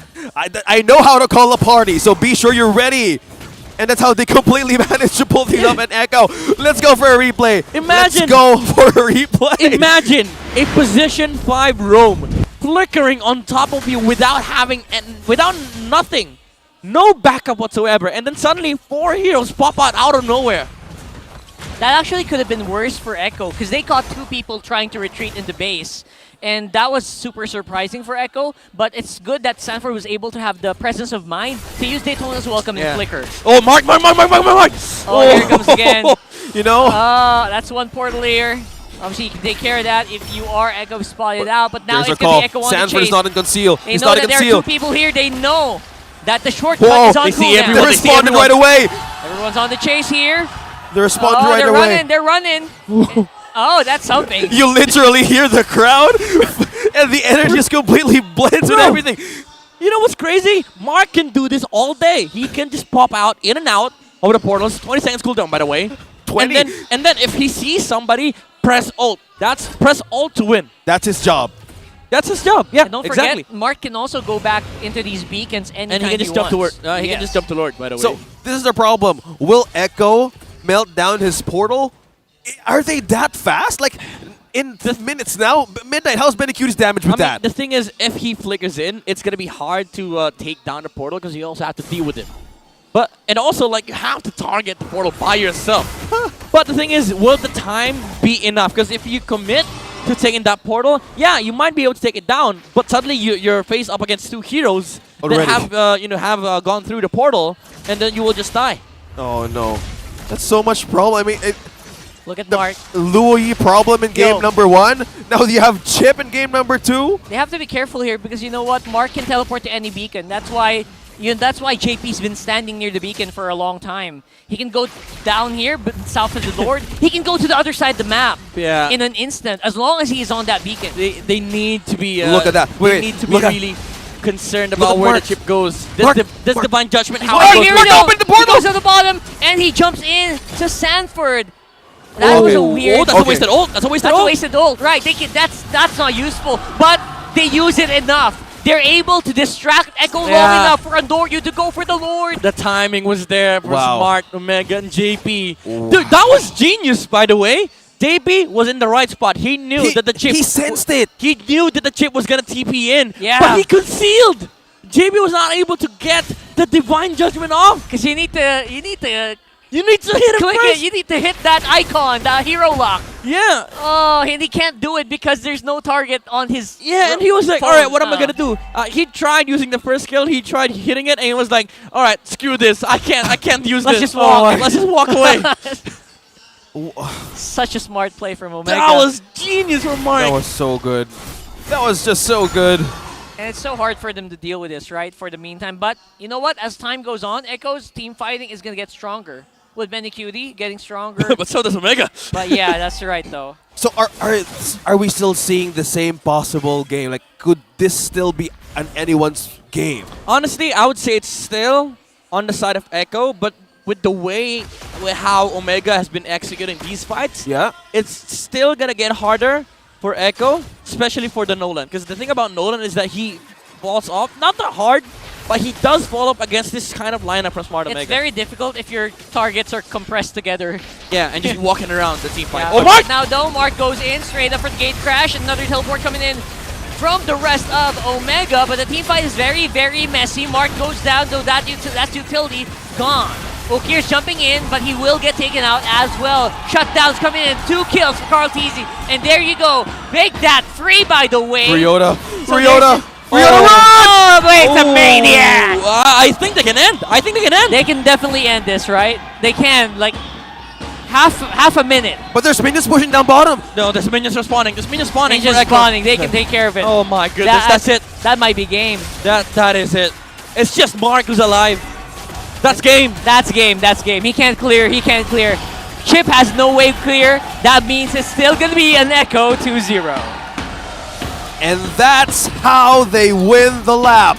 Echo, despite what happened on the early game, the smiles on their faces, we still pulled the late game answer. Echo sweeps Barangay Omega. It was a fun trick, though. I demand a rematch. I think we need a better climax. I need a better ending. We need a better ending because that was anticlimactic. I don't know. I'm losing. I mean, you're gonna win the team fight if you're fighting a spy with the tower, of course. Yeah. Smart Omega did overstay that push, and they got punished heavily by the more experienced team, I would say. That's fun though. It was okay. I think one of their go-to, like the go time answer was they knew I think the chip was on conceal, and maybe that's how they utilized the Divine Judgment right away and pulled right onto their crystal, and they used this as an advantage. It's a nice hit. I think you can see it on their faces. Echo members, they had fun. Yeah, they had fun. They had fun game 1. Omega had fun game 2. Everybody had fun. We had fun. Look at Sanford. It was like, They're done that smiling. game. Yeah. That was fun.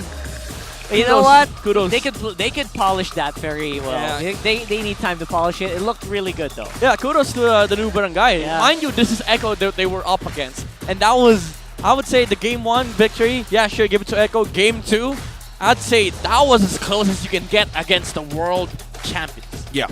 That's no mean feat. even for a debut day of Andoryu with Akir and having this new mixed barangay, still doing, but now they have to bow out. But for this, let's throw it over to Mara and Hans together with Echo. All right, everybody, let me hear it from you. Echo loud. Echo proud, congratulations. Wait, medyo kinabahan kami dun sa last team fight na nangyari. Ikwento nyo, anong nangyayari sa comms nyo during that moment? What exactly happened? Kasi akala namin katapusan nyo na, but you guys were able to flip it around diretso dun sa base. Anong nangyari dun? Kalmado lang po kami na nag-uusap. Tapos parang pag nag-TP po sila, mag-iba po kami ng position. Parang wag po namin sila labanan agad. Tapos hanapin po namin yung right time na lumaban. Ito naman, so last week you guys suffered 2 losses. Kamusta yung team mentally during that moment? Okay lang naman po kasi parang nagtitake po talaga kami ng lessons every talo po namin sa mga matches po namin. So parang part po siya ng pag-grow po namin as a team. So paano nga ba kayo nag-bounce back? Ano yung mga lessons na take nyo doon para masigurado nyo na mas-sweep nyo yung kalaban nyo today? Siguro nag-double effort po kami and then nag-build din po kami ng ilang games namin na kung saan po kami nagkakamali. You know, I honestly like yung reviews na ginawa nila kasi kitang-kita yan. Very much close games yung napansin natin. Carl, I'd also like to give the microphone to you this time. Kasi nandito ka na naman. Dito ka naman sa harap eh. Carl, this is the very first time I'd like to elaborate dun sa sinabi ni Sanford na nilabas yung chip in this season or all throughout the MPL. Ano ba? Kamusta yung experience going up against the support hero? Ano po, nakakainis po. Tapos, nakakainis? Hindi mo po kasi expected kung saan siya TP dun sa 4 na TP niya eh. So, nakakabigla po. Okay, so in terms of that one, paano niyo siya in-address? Like, inabangan niyo na lang ba sa base? Ganun na lang ba yung strategy? What's something that you could look forward to pag nakaharap niyo yung chip next time? Siguro po, baban po namin yung mga pang-clash na hero. Yung mga pang-clash na hero. Kasi yun yung naging problema nila. Instant rest po kasi yun, Mara. Pag lumatag agad yung teleportation, alam mo na kagad na may engage. Yung tips naman, kasi sa mga maglalaro sa RG, anong mga tips nyo? Para kay Chip. Ano? Anong tip? Anong ikaw? Anong tip? Pagkalaban mo yung Chip, anong dapat iwasan? Kasi si Carl sabi niya yung mga maklash na hero daw eh. Pagkalaban or pag ginagamit, sige, may tip ka ba? Wala po eh, ban nyo na lang po. Iba na lang talaga. Kailangan straight Fair ban. enough. At ito naman ang ating MVP for Game 2, Carl. Carl, na-expect mo ba yan? Natuwa ka? Hindi po. Okay, shout out naman sa lahat ng mga manonood natin. Shout sa mga sumusuporta sa Echo dyan. Sana supportahan niyo pa kami lalo. And we're always continually supporting you. Let me hear it again from everybody. Echo loud. Congratulations. You may now take your bow and take your walk of victory. Ikaw ba gumagamit ng chip? Di ba? But after this match, I feel like it's something na dapat natin gamitin sa mga rank games natin after the broadcast. Oo, medyo nagiging problematic ngayon, kaya nga ban na lang. Iba-ban kaya yon ng ating mga casters? Silipin natin kung ano nga ba ang sasabihin nila. Casters, pass up. Thank you so much, Mara. That is Echo with their winning interview. Well, it was a fun match. It was a crazy match today for the first start of the week, don't you think? Yeah. I think you guys agree that it was anticlimactic, but should they pick it next time around or just leave it on the table? I mean, they said it themselves. They're gonna ban it. They're just gonna ban it. There's no counter. Yeah. It's hard.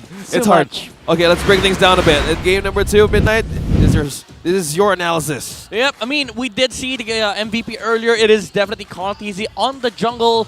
Nolan, not the Nathan, Nolan. Very easy to confuse with. With the early game that Echo had, they set up for an amazing tempo in the mid game. And again, this is something that we discussed earlier on. The advantage that they got was not just with the gold lead and the momentum swing, but also repelling the mid game power spike of Smart Omega. They did, however, sort of fall off against the Barangay, especially when the Harriet was starting to join the fights. But again, these early game movements from the young GOAT allowed Echo a wiggle room, I would say, in the early to mid. A space wherein they can commit mistakes, wherein they can give a few kills towards the side of Omega, such that they don't lose that much. Because again, Echo, they did have an amazing early game. The tempo was there. The momentum was theirs for the taking. But Smart Omega, they punched back with the chip plays and, of course, the final slashes that came out from Ryota. It came to a point where it felt like they didn't have any answer to the shortcut or the ultimate of Mart, especially with the 5-man engages that Omega has been doing against them. But because of the wiggle room that we talked about earlier, that advantage that they got early game, Omega did not hit the timing. And the late game was sort of like problematic, where they felt like they needed to rush this Lord take, but Echo had a friend on their side. The base was also hitting some few heroes here on the side of Smart Omega, which is, again, I would say a problem for their side, because they needed to win that fight, but they fought under the tower, under the base of Echo, and unfortunately some heroes would be hit, because if you deal damage towards the heroes of Echo, you would be targeted by the base, essentially allowing Echo to fight not just with 5, but with 6 heroes on their side. Now looking at the emblems here, KartEZ, I'm actually surprised that he went for the Impure Rage instead of the usual Lethal Ignition, which does give out more, I would say, more consistent damage in the early game. Because the thing is, he doesn't need to really burst down the heroes here on the side of Smart Omega. He just needed to like burst them down so that they can sort of like set up for a kill with the Vexana, with the carry, with the Barats. Because there's a lot of CCs or crowd controls on the side of Echo that they don't need that assurance from the Lethal Ignition. And I also like the way that he built this Nolan with the Hunter Strike, Heptases, and Sea Halberd. Didn't go for the Blade of Despair, a very greedy build, because again, he knows that he has to itemize to ramp up the damage against Smart Omega. But come the late game, it was actually Sanji dealing the most damage here because of the Eternal Guard. The HP based damage coming out from as we call it, the EG Boy from the Tagalog podcast. He just maxed the hell out of the heroes on the side of Smart Omega. But again, the group up was insane from the barangay. It was literally overwhelming Echo. But they also had enough of a frontline, enough of a sustain, enough of everything basically, enough of crowd control, enough of damage that they won the last team fight inside their base. Now looking at the heat map here of the young GOAT, again, early game was everything for Echo here. They really needed to secure that advantage coming out from the Nolan, because if they didn't, they might just have fallen off to the mid-game power spike of Smart Omega. But because of the things that he did early game, the kills that he got in, the lead that he was able to give Echo, he put Echo best basically in a very safe spot. Even if they lose out on objectives, some towers, some resources, they're still gonna scale towards that late game and have that team fight advantage, especially with the damage coming out from their lineup. Yeah. I think presence of mind. That's what kept them in the game, despite being overwhelmed sometimes. And because of this chip pick, right? And that chip pick means the pick today means that still the only hero who hasn't gotten picked in MPL is still Yin. Yeah, Yin. He was banned though. He was banned. Really, Yin. Yeah. In terms of like presence, everyone has been, everyone has Chips shown up. He used Chip. Yin is still yet to be picked up. So that was our first match of the day. We're heading up for our next one. Again, this is OSX, Rockhart, and Midnight. We're throwing it over to Antianara before we head on for the next match.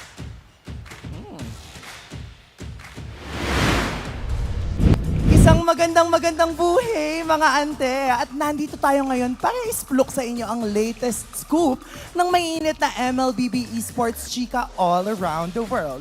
Kaya naman, halina kayo sa ang chika with Antianara.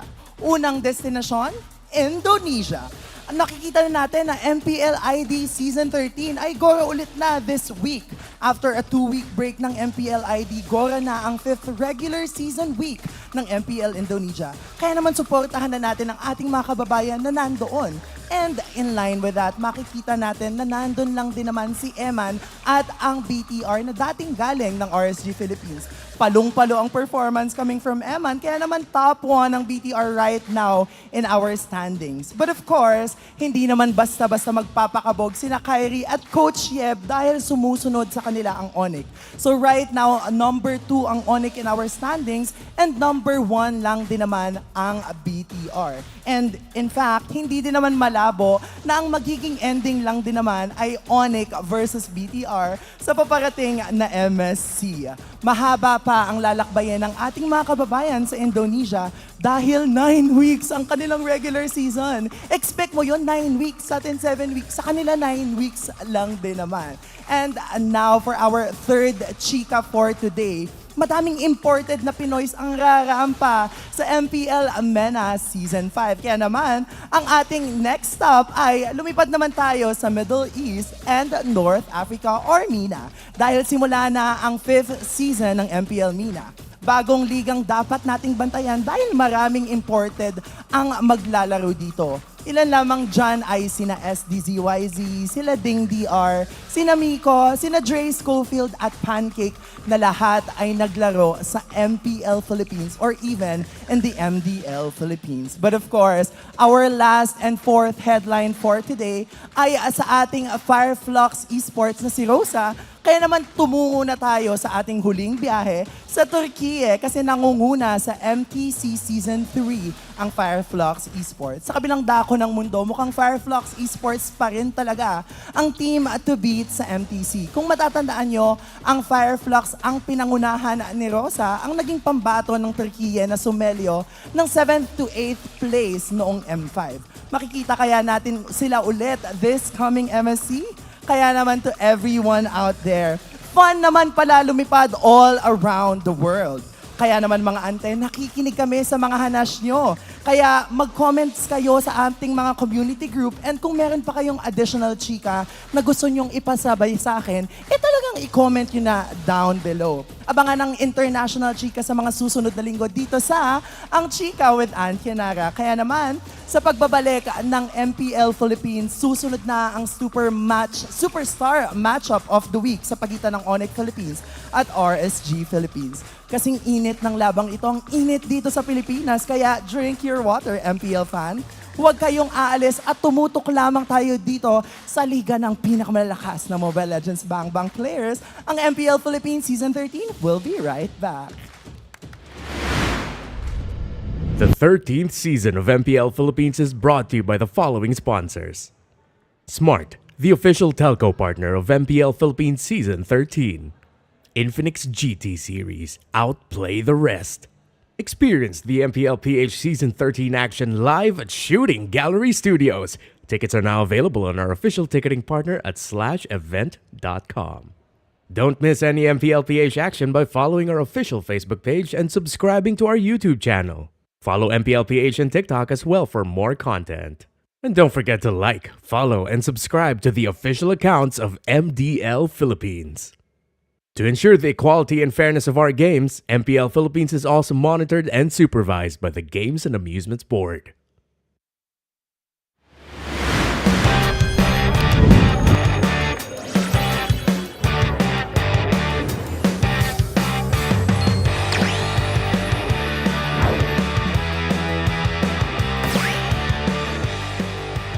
Nakilala niyo na pala ang transferee natin. Class, meet your new classmate, Felicissimo.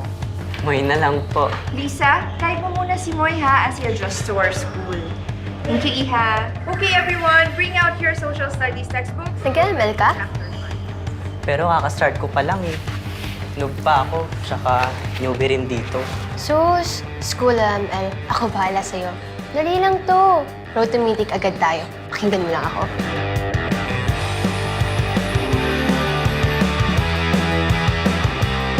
Rule number 1, let your personality show. Pakita mo kung sino ka, be.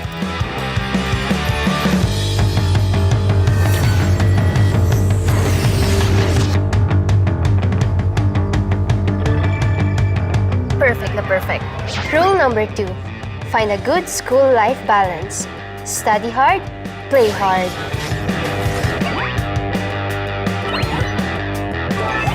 Yes! Ang galing! Nice one! Rule number 3. Basic lang galawan dito. Basta alam mo, Prayo. Magpataba para lumakas. More kain, more energy.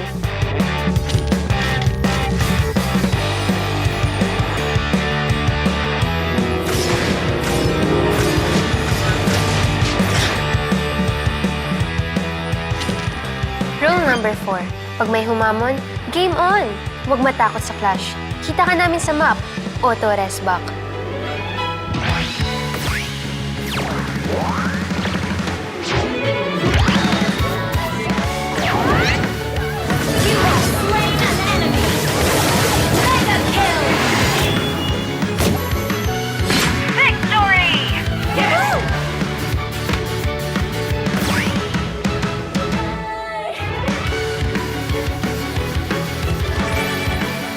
O, diba? Basic. Easy lang mag-rank up, basta sama-sama. Thanks, Lodi. Ano? Laro? Yeah!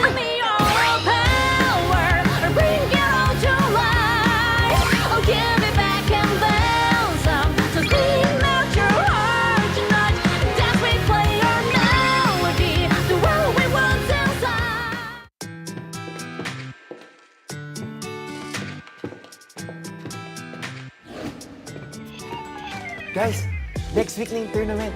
Game tayo, ah. Sige, basta ako ang tank, ha? Gold din MM ako ah. XP na ako. Kaso, Nag-last day na nga pala si Kyle. okay guys, please welcome Mimi, our new teammate. Hi, Mimi. Good to have you, Mimi. Hello. Please take the empty desk. Thank you. Hi, welcome sa department. Thank you. Baka gusto mong sumali sa team namin. Meron kaming ML tournament. Hindi ako nag-games eh, sorry.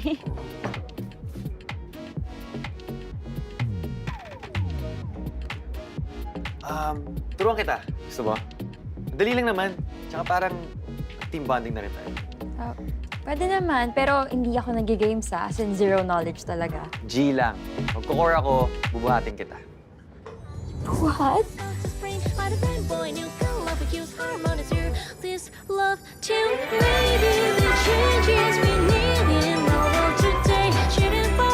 Five seconds till the enemy reaches the battlefield. Smash them! Oh, Mimi, dito ka lang sa tabi ko, ha?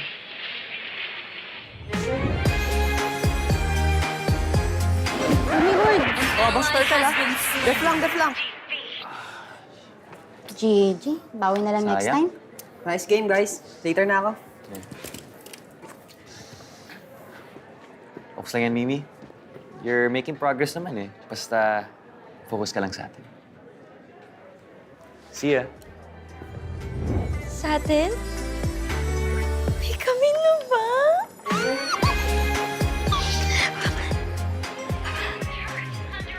Mimi, sa tournament, dapat masanay tayo gamitin yung in-game chat. Ha?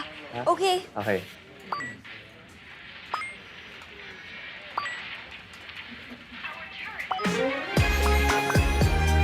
Hoy! Mimi yung turtle! Sorry. Let's go!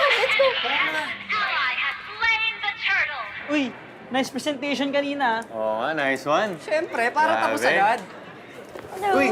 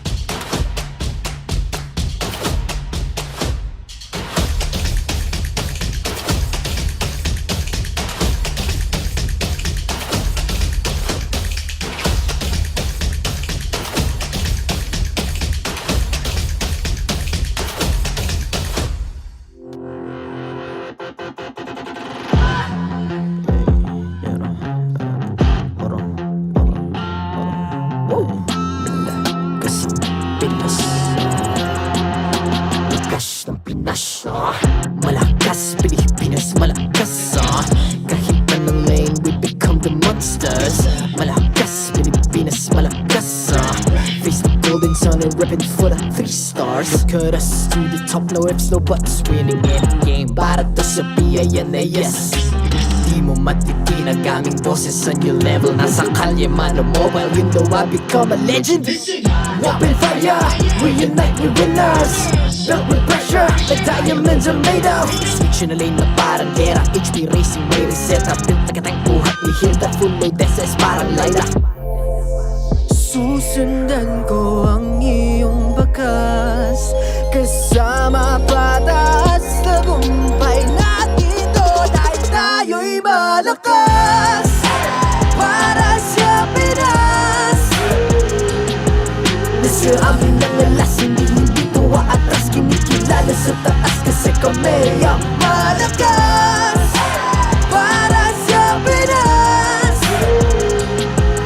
Nasa amin ang alas, hindi tuwa atras. Kinikilala sa taas, ganito kami sa Pinas. Wow! Hold on.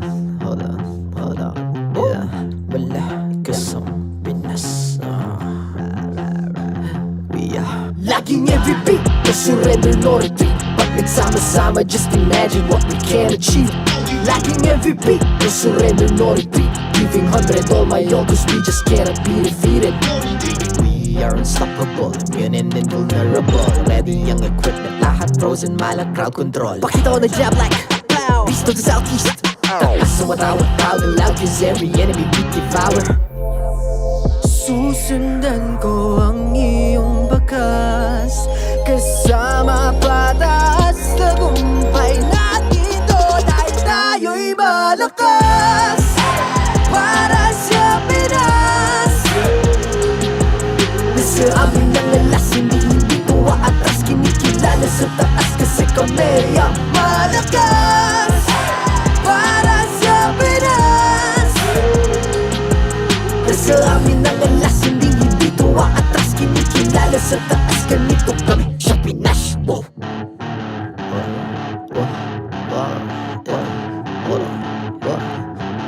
Malakas, Pilipinas, malakas. Kahit anong lane, we become the monsters. Malakas, Pilipinas, malakas. Face the golden sun and repping for the 3 stars.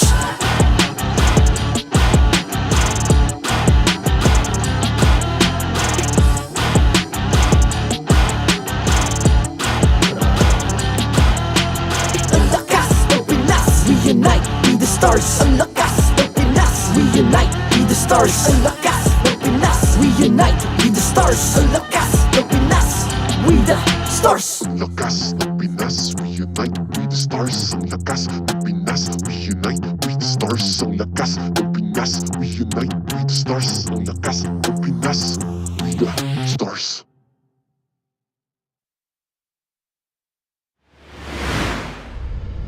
The 13th season of MPL Philippines is brought to you by the following sponsors. Smart, the official telco partner of MPL Philippines Season 13. Infinix GT Series, outplay the rest. Experience the MPL PH Season 13 action live at Shooting Gallery Studios. Tickets are now available on our official ticketing partner at /event.com. Don't miss any MPL PH action by following our official Facebook page and subscribing to our YouTube channel. Follow MPL PH on TikTok as well for more content. And don't forget to like, follow, and subscribe to the official accounts of MDL Philippines. To ensure the equality and fairness of our games, MPL Philippines is also monitored and supervised by the Games and Amusements Board.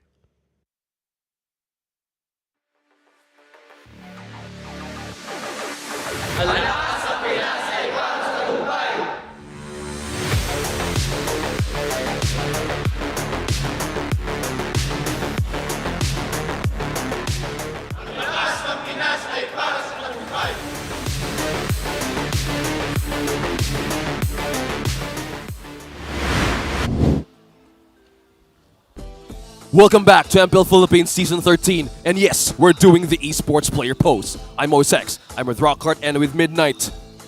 We're back for another action this evening. And this is gonna be hot. This is gonna be ready because this is ONIC and RSG meeting once again. So the literal top hogs, hedgehogs Wow, of wow. the MPL Alright. Philippines right now.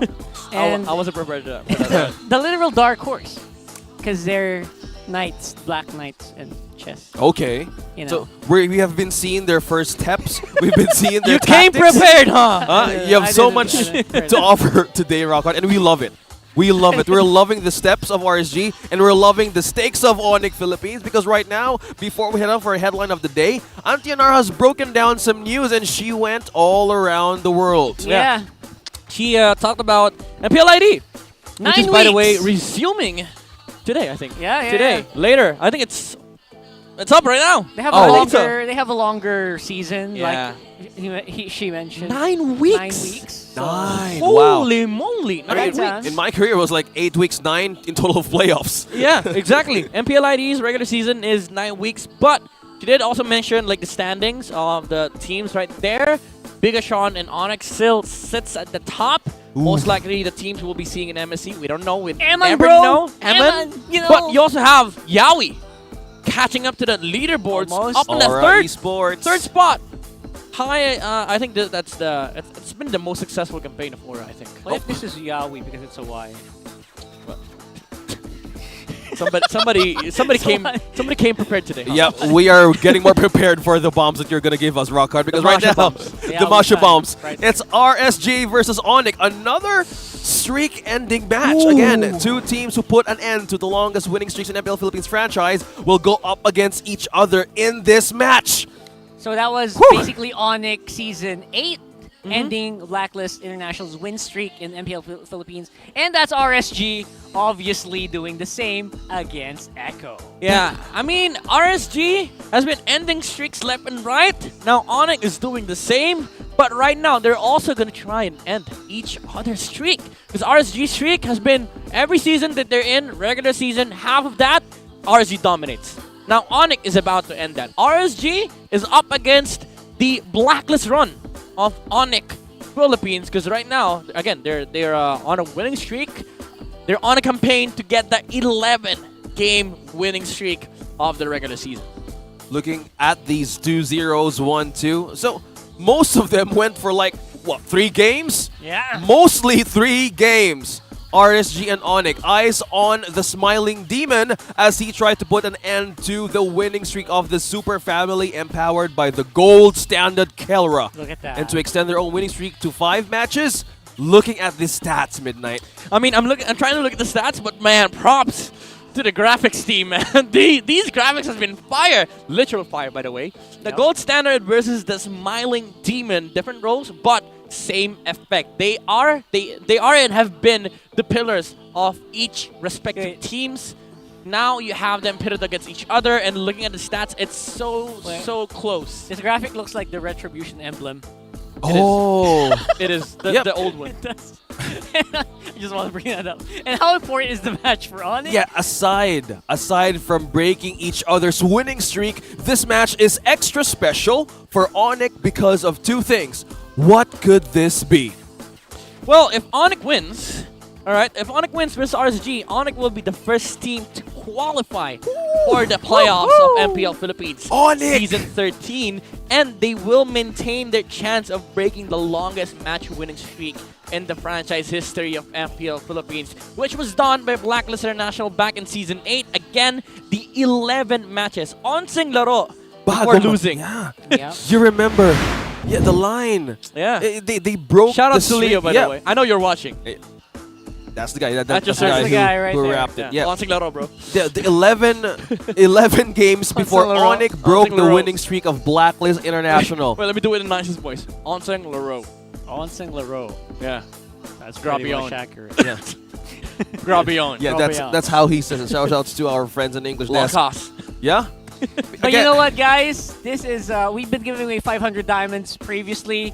This time, we're giving away 1,000 diamonds to YouTube commenters who go to the stream and predict #RSG or #ONIC with your game and 1K. server ID. 1,000 diamonds. Yeah. Be one of the 4 winners. Comment your predictions with your IDs now. Discuss what you have to discuss. RSG, Amen. #RSG, or #ONIC, because this is the star match of Friday. 1,000 diamonds up for grabs. Don't forget to put your server ID because, oh my goodness. That's 2 starlights, by the way. Two starlights. Wow. Yeah, 2 starlights. And And you only need 1 a month. So who gets the other one? I don't know. Maybe your friend. Maybe your boyfriend/girlfriend. Or you I give it don't know. away. Depends on you. Or maybe you give it to me. Okay. Give it to him. Give it to me. Well, Yo. I have starlight, so. I don't need it. 282274698. Wow. You know it. You know it. Yeah. Nice. Go ahead, comment down below. We're reading it. Discuss what you need to discuss. Because again, we saw a lot of potential picks that show up today. We saw Chip. We saw debut picks of players as well. So who knows what could be this time around for this series. Here are our marshals who will officiate the match. They ensure the fairness and integrity of our games. Need 1, boys. Need 1. Chico, Jeff, Patrick, and Wilbert. Yeah, need 1, and they can go up against RSG and ONIC. I don't know. Only probably one, can. 1 point. Yeah, Not one. series, right? 1 Yeah. point. And they can be the first team to enter the playoffs. Whoa, here we go with the entrances, boys. Okay. Oh, wow. Oh, the drip, man, from Nuts. Oh, my goodness. I've never seen this Nuts, this confident, and this amazing outfits from our... Wow! Summer is here. Summer. Damn, they're looking fire. You know winter is coming. This is summer's here. Yeah. The vibes, man.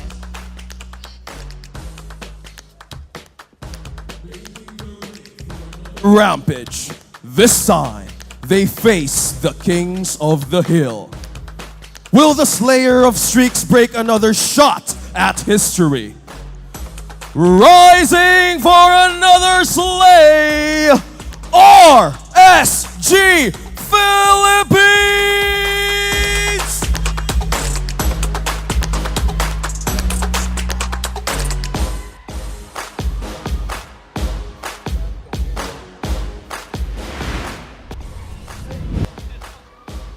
Pwede. Oh! Who are these? Oh! Who are these? Oh, it's the boys! It's the boys! Wait.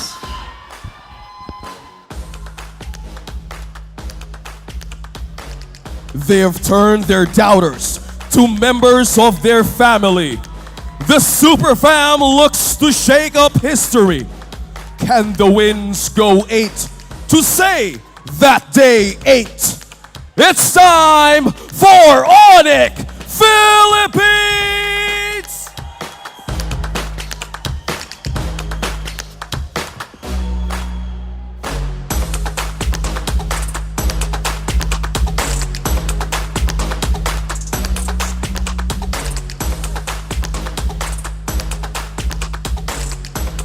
And their coaches.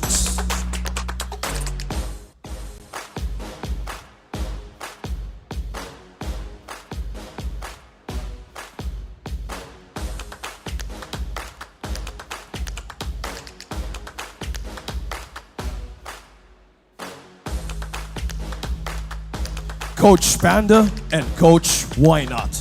It's RSG Philippines versus ONIC Philippines. Who will take this series?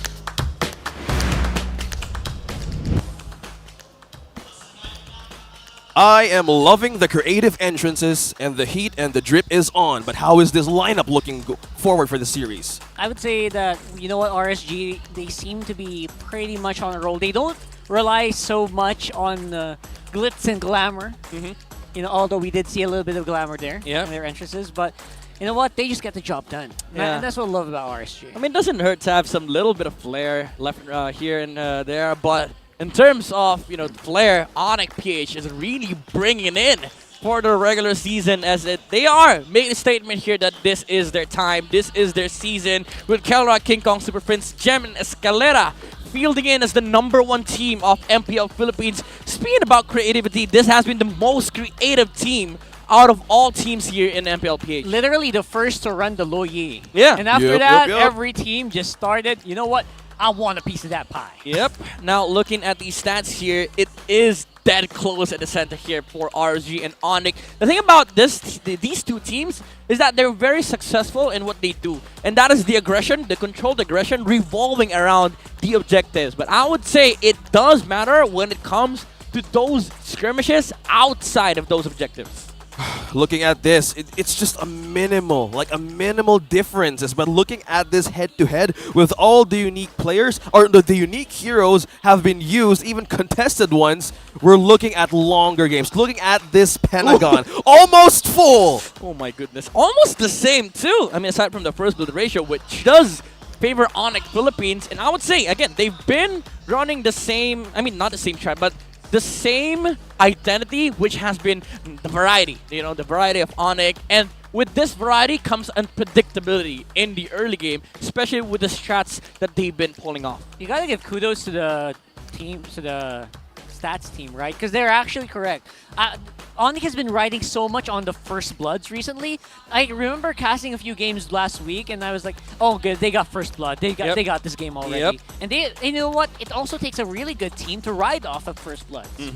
And the thing is, like, the trio mid has been really phenomenal for both sides, especially the junglers, right? King Kong and Demon Kite has been on point in contesting these objectives, and while also amplifying the presence of their mid laners and roamers. But we really have to consider here the keys to victory, again brought to us by Infinix for both of our teams. RSG, they have to get the 10 out of 10 rating from Coach Panda. Get the that Pandamentals, as we've been mentioning all over this broadcast. They're greats, you know, right? The objective, the discipline. RSG needs to get a perfect game against ONIC Philippines. Now for ONIC, they need to force a collapse on RSG's rotation. Again, you can bring a chaos to the order that RSG has been doing for the past seasons. But for both sides, you have to suppress the opposing mid laners' playmaking capabilities. Trio mid, duo mid, mage. Mid lane is the utmost priority here for both sides. Yeah, Super Friends right now, I feel like if we saw his stats correctly, that's 100% win rate. Yep. On the low Yi right now, used 2 times, 3 times. So that's impressive. Fourth now. Fourth now. For fourth time. There you go. Wow. So, that's impressive. It's that a rising thing. ONIC feels like, you know what, as long as we get that low Yi or Arlot, that's a good start. Specific, no? Like, looking at how the mid laners, how be the game changes of this team fight, I think it's so important because will they focus on the mid lane? Because as we look upon the matchup of the day, will be with Demon Kite. Who's the focus here, like, despite the mid lane on the keys to victory midnight? I'd say, again, aside from the mid lane, it's your trio mid, it's your jungle, it's your roam, but mostly just centered around the mid lane because that's where most of the aggressive plays come from in the early game. Aggressive plays, but you can be aggressive with our live stream rewards in MPL Philippines. It's now available. Come and watch MPL matches in TikTok to join the goodie bag lottery and be one of our lucky winners. And open TikTok, go to MPL Philippines channel, and then click on the official live stream. That's at MPL PH _official. And be aggressive in pressing that. Power tap. Power tap. Tap. That's how you do it. That's how you be aggressive. Reach it, Rockhart. Be aggressive. Because I can't reach it. It's too high. See? I mean, it's on the right side, so. Yeah. Their left side, our right side. Be aggressive. Be aggressive because you might win the reward again. In YouTube, we're giving away 1,000 diamonds.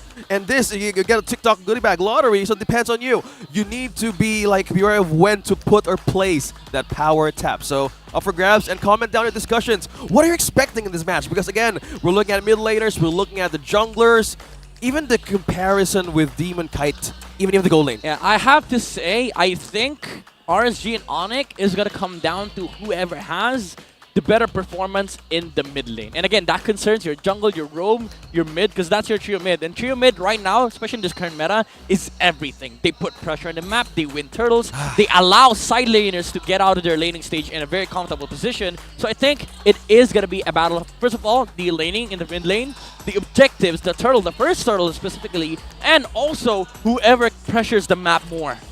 Map pressure. I think that's one important thing. If you're up against RSG, they know how to literally control. Macro-wise, they have answers for like A or B just in case contingencies doesn't work. Oh, because how is this? Like, with this kind of like a run-up of what do you call this, from RSG to ONIC, there's so much at play. Because if the Louis is the playmaking hero here, and let's see how this goes, because there's a lot of questions in the table. Just by looking at this draft, we will see which team who gets the priority. Okay, never mind. We're seeing Roger right away. Interesting. Roger. 88% for ONIC Philippines for blue side. no doubt about it, Kelra knows how to ride this hero. He knows how to basically just, you know, dominate that lane. It becomes very easy, especially right now that a lot of the teams that are against them focus on that mid trio that you were talking about. Yeah, I mean, they did lose out on the, you know, on the Arlet, so they get the Arlet Fredrin for RSG. Again, very fundamental draft coming out from Coach Panda and Coach Deliot. Now, ONIC, they do have the chance of getting the Baksha for King Kong. Because Baras has been taken out by RSG as well. They can get the Baksha alongside maybe a Faramis for Prince, or something like, I would say, Vex would still be okay. Vex Faramis, for sure. Or you want to do it just the Bren way, you know, Basha Masha. Oh yeah, that sounds the fun. Basha. All right, Depends. Oh, they bring out the Joy without the Angela, mind you. Without the Angela, they're comfortable enough to pick up the Joy in this slot, and I think that's gonna be heavily punished by RSG because, you know, there's still the Kaja, there's still the Cho. I mean, Cho doesn't really counter the Joy that much, but you know, it's enough pressure in the early game, and also the catch will be a big problem for King Kong. Well, speaking of problem, I guess, guys, you are right. So Joy, and you have the Vexana. So from this, looking at the Masha Baksha capability, I think there's so much penetration from the backline as well. And looking at the hero stats of Demon Kite alone with this Fredrin hero, 78% and 5.21 KDA. So despite the Baksha still not being got, I mean, this is the rising thing that they want to do. The Faramis, instead of Omega, they went for this. How is this complementing their first 3 picks here? I mean, for RSG, they do have the anti-burst against the Joy, and it's also good against Roger because it punishes the jumps, and you know, it sets up for an amazing team fight here for RSG. Very good when it comes to turtle contention, by the way, because like they can amplify the presence of Fredrin. And also, I'm liking this Trizla ban from RSG. For the longest time, Gem has been really successful with 2 heroes, the Trizla and the Xborg. Now you remove one, ONIC themselves removed the other one. Now you have to go back to the you know, to the I would say the pool of Gem. You could bring out potentially the glue, but it's been locked out as well because RSG, they have the Faramis. So I don't think Gem is gonna get a comfortable here unless he brings something out. Picking a glue here would tantamount to just, you know what, I concede, I will die. Yeah, exactly. Yeah, you don't do that against the Faramis. And at the same time, you know what? You're right. I think like Gem might be the one to target here. Yeah, he's locked out. If you remove the Xborg here, imagine. No, Xborg's out. Oh, wait. Xborg's out. Oh yeah, it was ONIC was the one who removed That's why it's such a good sequence. Like the Faramis, it takes out the, you know, the glue, and it's also a good team fight here for RSG. In before amplifies the Fredrin, and you also remove the Trizla. What if Gem goes Benedetta? I mean, he could, but well, the Benedetta is banned out. You know, it's banned out? Oh my god, what the hell? Fundamentally speaking, like other explainers are still decent, like the Paquito, the Edith. I think it's gonna be good if they pick up the Edith here for ONIC. But again, conceptually speaking, this is such a good draft coming out from RSG. It really is. Just by big flexing. kudos. Yeah. Flexing this win rate of 100%. Kelra onto this Roger. KDA 8 flat. And look at how the GPM is gold. Yeah, just from one game. It's one game, so. Yeah, so that's how you want to do it. So same thing around. So we don't know yet the gold lane of RSG Philippines. It depends on how they want to counter this. Again, the ban of the carry. Who's the best? Oh, never mind. Actually, you know what? Now RSG picked up the Harith. Good count against the Roger. But we don't even know if it's a Roger gold lane. Because honestly speaking, they could flex this to the Roger jungle, XP Joy, and then pick up something like a Brody no doubt, for the gold lane. They could do it for ONIC. We never know. This is ONIC Philippines. King Kong for sure will be most likely able to use that. Yeah.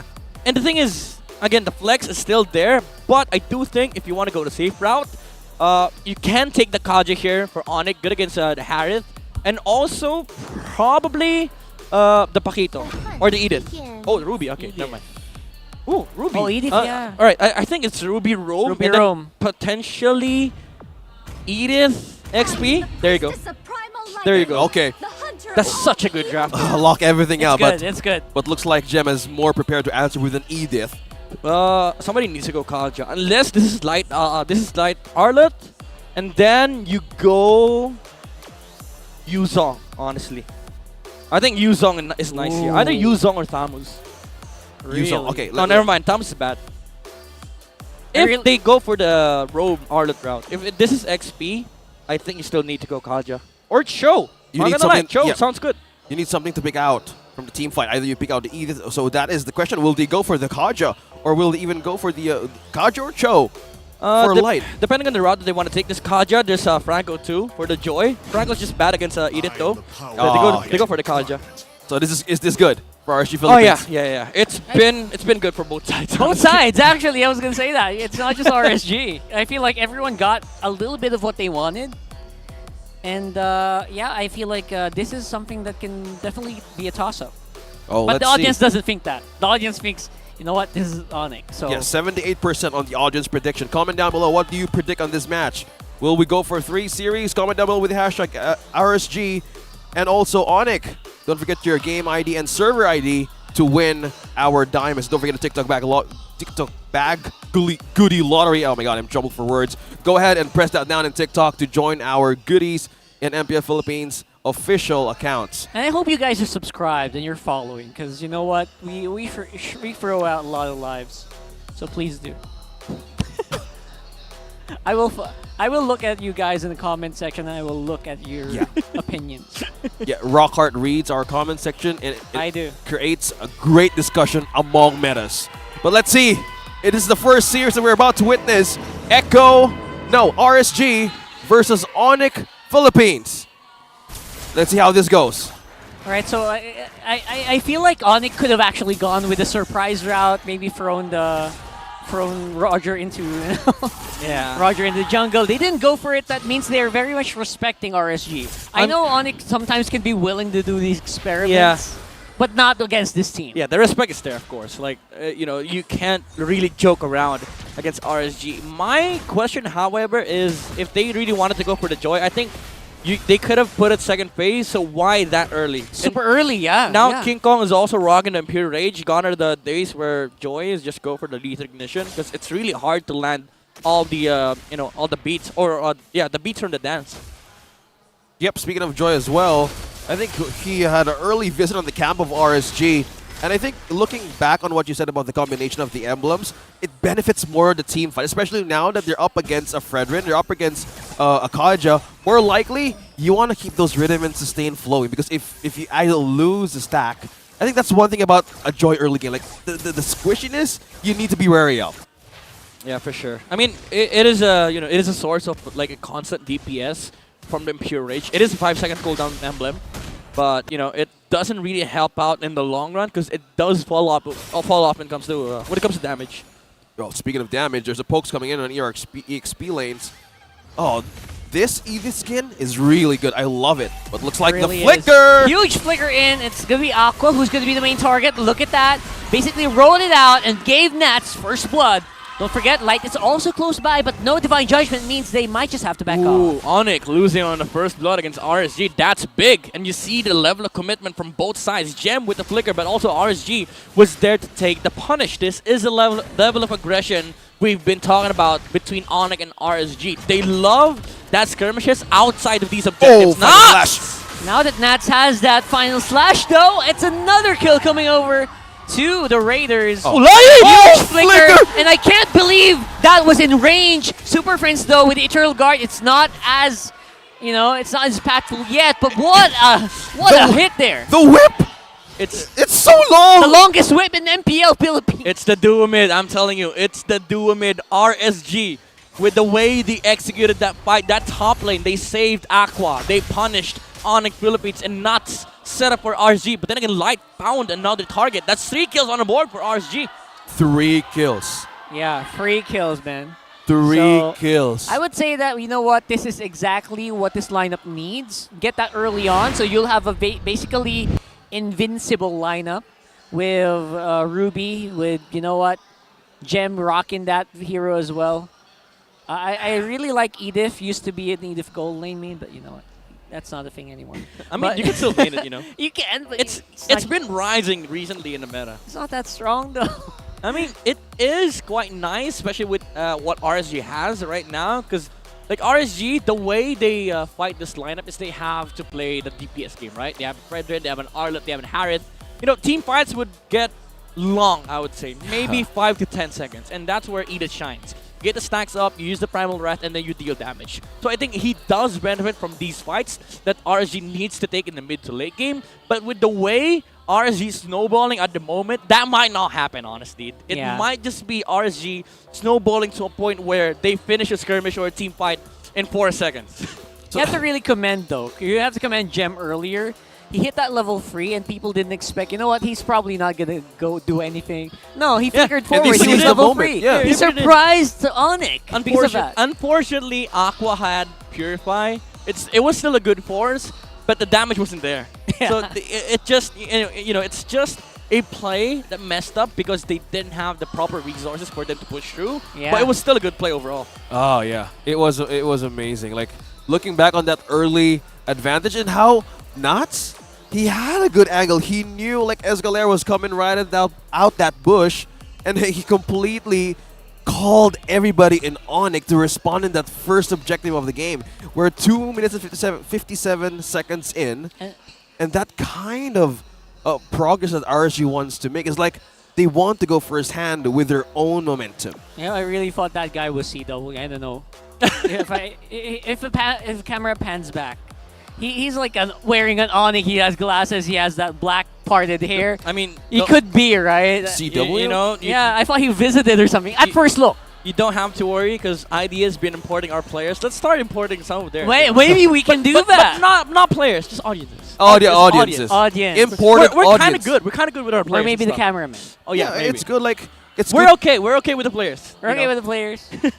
we have other. Oh, that's Boss aspects. A. No? Why is this guy so? I think we're having a Anyway. good round of caravans across Metro Manila, and players and coaches have been involved in like how they connect with the community. And it's one thing that we want to develop, especially now with the All-Star campaign happening. I mean, exposure with pro players and asking their experiences gives you so much advantage, especially if you want to take note of how to become a pro player. Yeah, like it's a good game to watch if you want to learn a bunch of stuff, especially from these two teams. Like again, ONIC has been really creative all throughout the regular season. RSG has been really good when it comes to like the fundamental aspects of the game, the macro, the decision making, and when it comes to aggression, these two teams might just be the best. Oh I mean, for sure. Especially right now, a lot of teams are really, I would say, fearing ONIC because I feel like ONIC has literally defeated everyone. Yeah. Except for their first game in this whole season. Yeah, that was Echo. I like your point that you're bringing out. Yeah, Because again, like there's that fear from ONIC, but knowing Coach Panda, he'll be like this to the players. All right.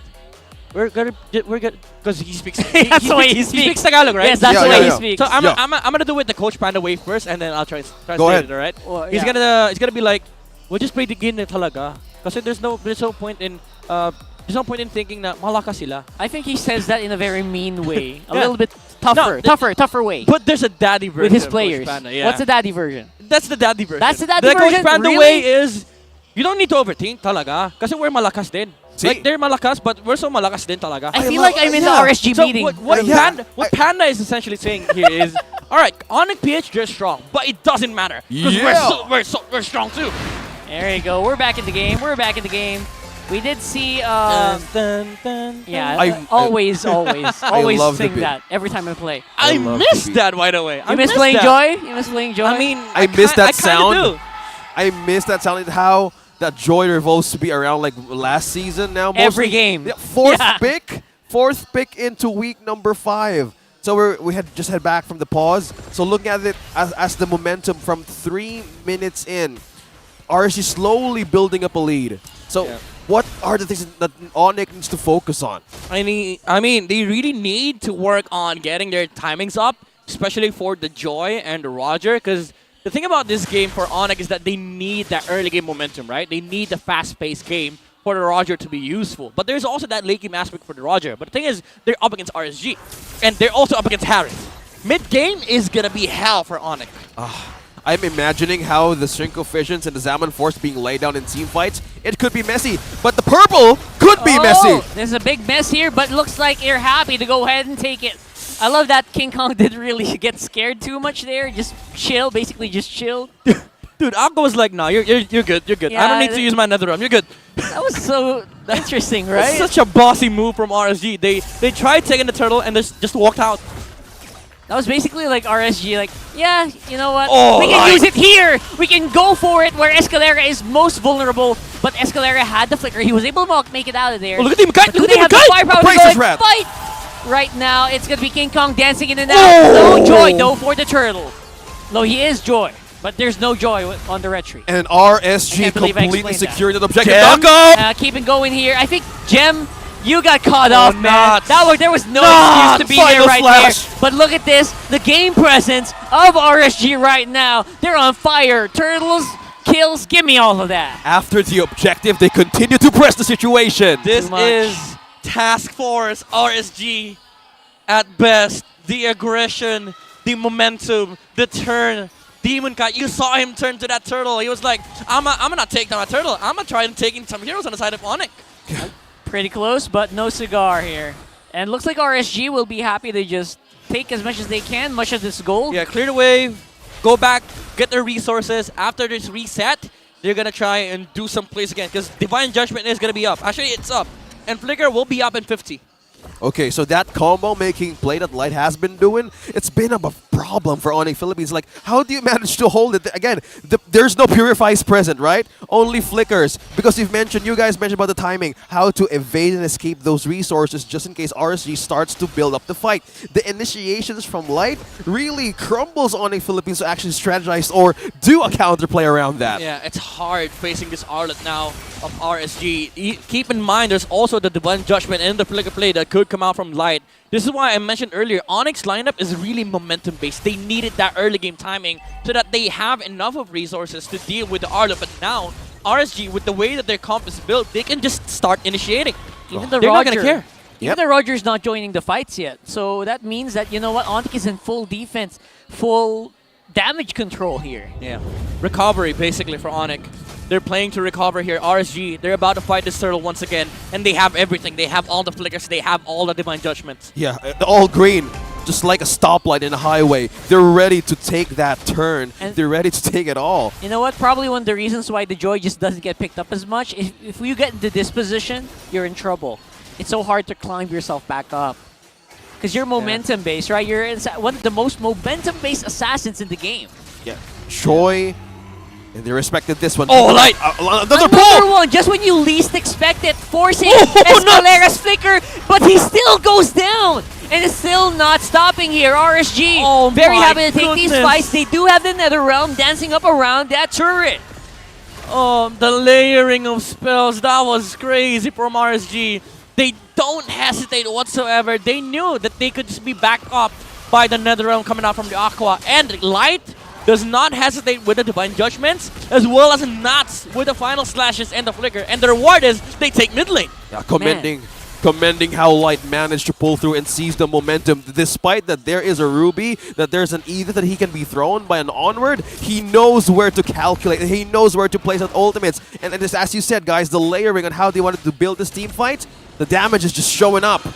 With the way the momentum is playing here, with the tempo of this game, this could end quickly if ONIC doesn't do something. Yeah, again, RSG showing ONIC who is the better team when it comes to overall aggression. By the way, they're doing it against the top 1 team. Top 1! Against the #1 seed. The top hogs. And again, this is the timing of RSG. Regular season, every damn season, they do this.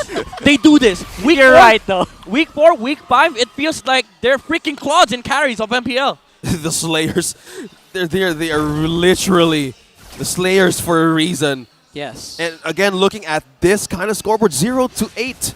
ONIC Philippines, not turrets being taken down. 0-8. 0. No turrets. Who would believe? No turtles. That this is happening right now. 6K, by the way. 6K gold. Gold lead for RSG. That's like, 800 a minute. Oh. You know, it just feels like RSG. They Escalera? took this personally. Escalera has been... You know what? For the past 2 flickers, Escalera has been forced to use them defensively. Escape. That's why ONIC can't make any proactive plays with a combo of I'm Offended and the flicker. And as you can see right now, they are going to catch Gem again, who seems to just keep dying each and every game. Goodness. And now it's Escalera who might be using the flicker again just to get away, but he will still be in trouble. Nice aggression here coming in from ONIC's forces. the Nether Realm from that Aqua. This is the thing that I mentioned earlier. RSG, they have learned for the past seasons that they can start fighting outside of the objective, especially if you're leading by this much. 5k gold lead, 6k gold lead. Why not fight outside of the Lord? So when everybody wastes their spells, you could still get the Lord control, because guess what? ONIC is not going to be able to fight that. They're not in fighting shape.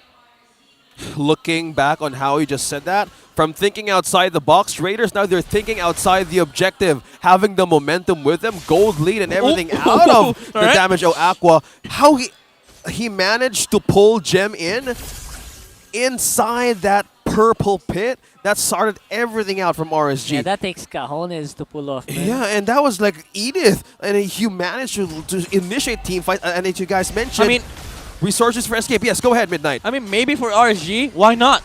Right? Why not? Why not? Why are we saving our spells? We're 6k ahead.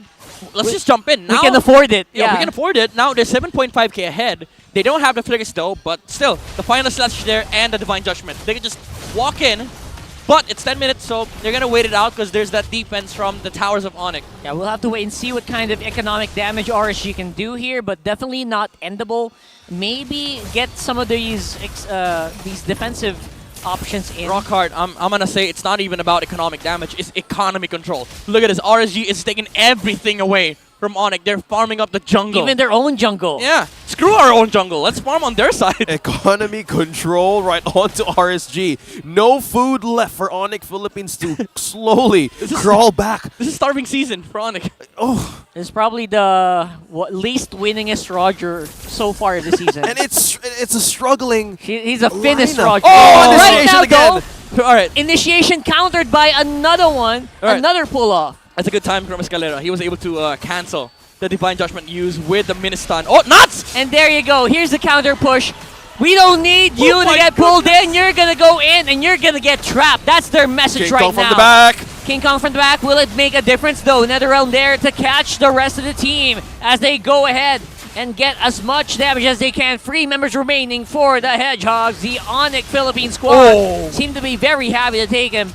A miss on the final slash, but no minions available means that it's only going to be a turret on the mid. Did you see that sequence? That stun from the Arlet into the final slash into the Divine Judgment. That's Perfect. synergy. That's synergy from Picture RSG. perfect. That's RSG, real synergy gaming. That might have been also like over committal by Gem to get caught Oh yeah, for there. sure. He stepped out too far. And he got punished for it.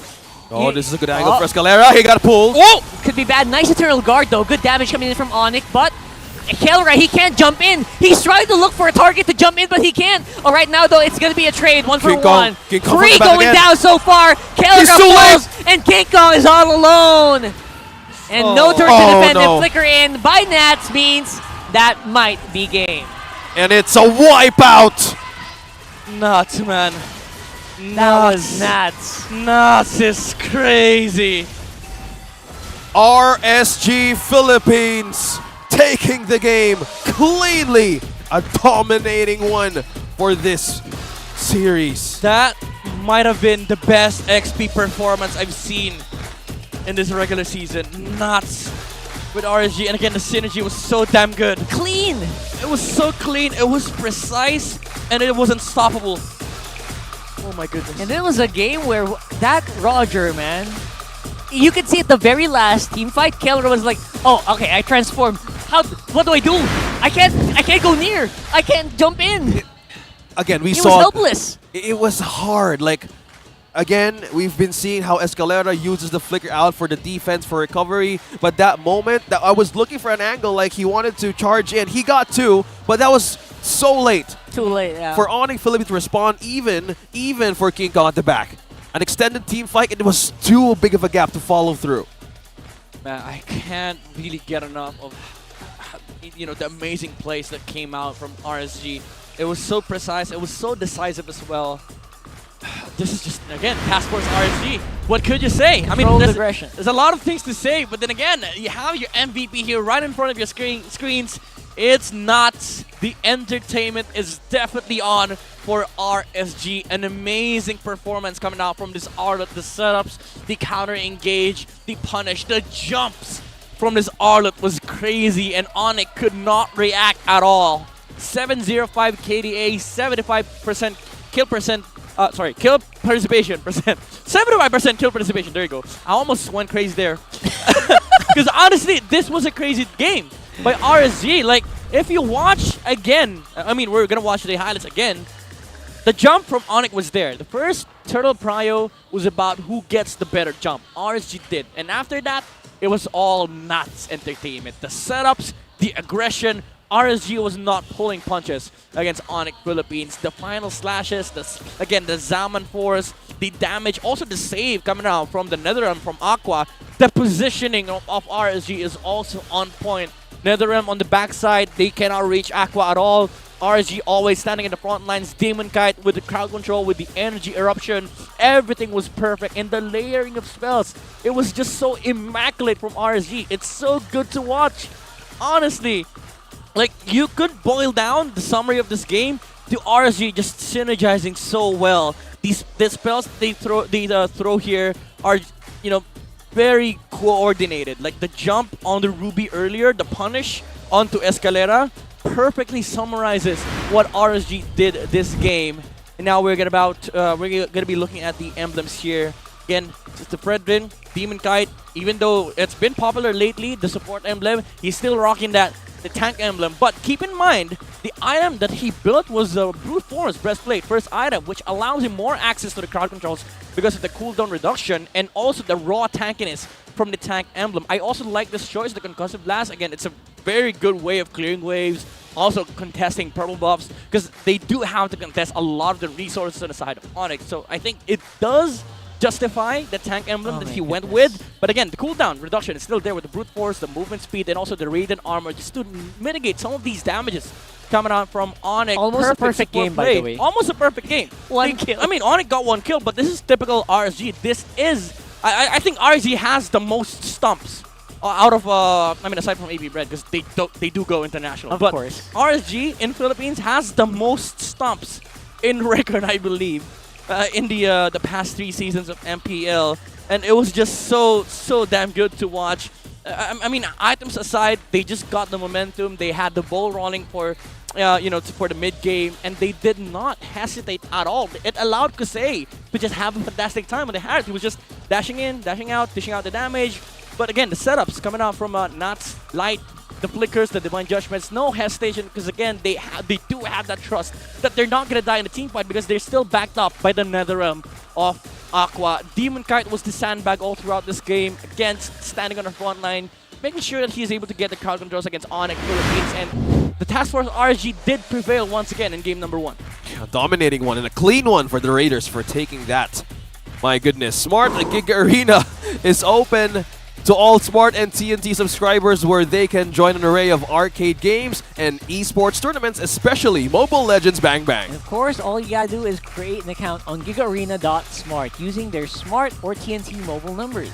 With Smart Giga Arena 20, you can unlock the world of Giga Arena tournaments, and of course, all of that starts with scanning that QR code. Yeah, scan a QR code right there. You can get it right now. Download that app and register your account, of course, and get ready to start your professional career. You never know, Giga Arena comes with 2 Giga Arena tickets to make sure that you're going to be able to get those tickets, as they are available 100 megabytes for all sites, by the way, for only 20 pesos. Valid for 1 day. So load Giga Arena 20 now in the Smart online store. Yeah, there's an online store now. Dawn are the days that we actually go out and try to load. Now we have an online store. Yeah. Online. Whether, save the environment. Yep. Gone with the cards. Yeah. What are these cards? I just need the numbers. Also, avoid the heat. Avoid the heat. So hot outside. Stay hydrated. On your home. Stay hydrated. Stay hydrated. It's Watch. so hot today. Even we saw how RSG rock their drip, like going out of the van. I think this is what we need, especially now in summer. Man, I wish I could... we could dress like that, but yeah. Yes. In another universe, maybe. We're now looking for the next Smart Game Face of the Day in MPL Arena. Right so here. be the next Smart Game Face of the Day winner. Just flash the hashtag The Power of Smart on your devices in a green background. Put your game face on so that you can win a redeemable in-game code. There you go. So who gets this redeemable in-game code? Who is our winner? Oh, the Cartesi pose, the OK pose. I don't know. Oh, the thumbs down pose. Up and down? That's probably not it. I mean, we're still looking. Oh, Okay. there's a reveal. There's a Okay, reveal. okay. Oh, they're hiding. Love the hype. They're hiding. They're hiding. Game face. Wow. Wow, the energy. It's not a game face. This is a literal savage because they're fighting. Well, it's a complete team That's effort. A whole team. That's a Masha bomb, by the way. That's a Masha bomb. That's a Masha bomb. After the reveal, thunderclap. Yeah. 3 times. I think Yeah, 3 times. You're right. You're right. I think maybe they kind of felt like, oh yeah, the camera's in front of our face. Why don't we cover it and wait for the right moment? Like, whoa. Yeah, be creative, guys. That's conceal. Oh. I'm so done. That was a very smooth entry. You're I like it. Like the So that's I mean, I love you guys, but we're dumb. Honestly, I have to reset after that game because that blew me off. That blew, literally, I think our brains are like shattered on the floor right now. I mean, I would say we were trying to pick it up. yeah, pick it up. because right now we're excited how this game is gonna push for game 3 or how dominant this be. Let's see how this story goes. Siguro pag nag-champion kami sa season 13. Tapos nag-champion pa kami ng iba't ibang tournament. Doon ko lang masasabi na tagumpay na ako. Tsaka pag na-championan ka pala lahat, namin lahat, yung lahat ng tournaments, doon ko masasabi na tagumpay na kami. Yes. Yes, Keller on that interview that he wanted to get like what's striving to get that situation is to win the championship. What was the farthest place that Keller had with his all-pro player career? MSC 2019, right? Yep. 2020. 2020, sorry. MSC. MSC Smart He's Mega. the king of Southeast Asia. I feel like he has been denied that crown so many times now. Yeah. Especially, I would say he is an crown king. I mean, he is a crown king in Southeast Asia. But I would say he does need that MPL PH win, that championship. And they almost came close. By the way, they came so close, so many times. Well, look at this. Speaking of MSC, we're going to translate this. Oh my gosh. Oh my gosh. The prize pool of MSC in 2024 is so big. Really? Yeah. That's 1 million USD. What am I going to do with What that? am I gonna do with that? I don't understand that game, Mobile Legends, my kid. But you know what? If you need my support, Lolo is here, okay? Thank Grandfather you, is here. All right, it's not Uncle. Thank you, Grandpa. Yeah, secret. What's special So again? this guy's gonna go to Japan. I'm going to tour in Japan. The tour in Japan. And for the last one, and don't worry, I'm going to put everything to this drive with the inspiration for my mother. Thanks for the trust and support, Grandpa. Oh, sorry, I Yeah. did it in the wrong voice. Thanks for the support and what was that? Trust, Grandpa, because he's a boy. Yeah.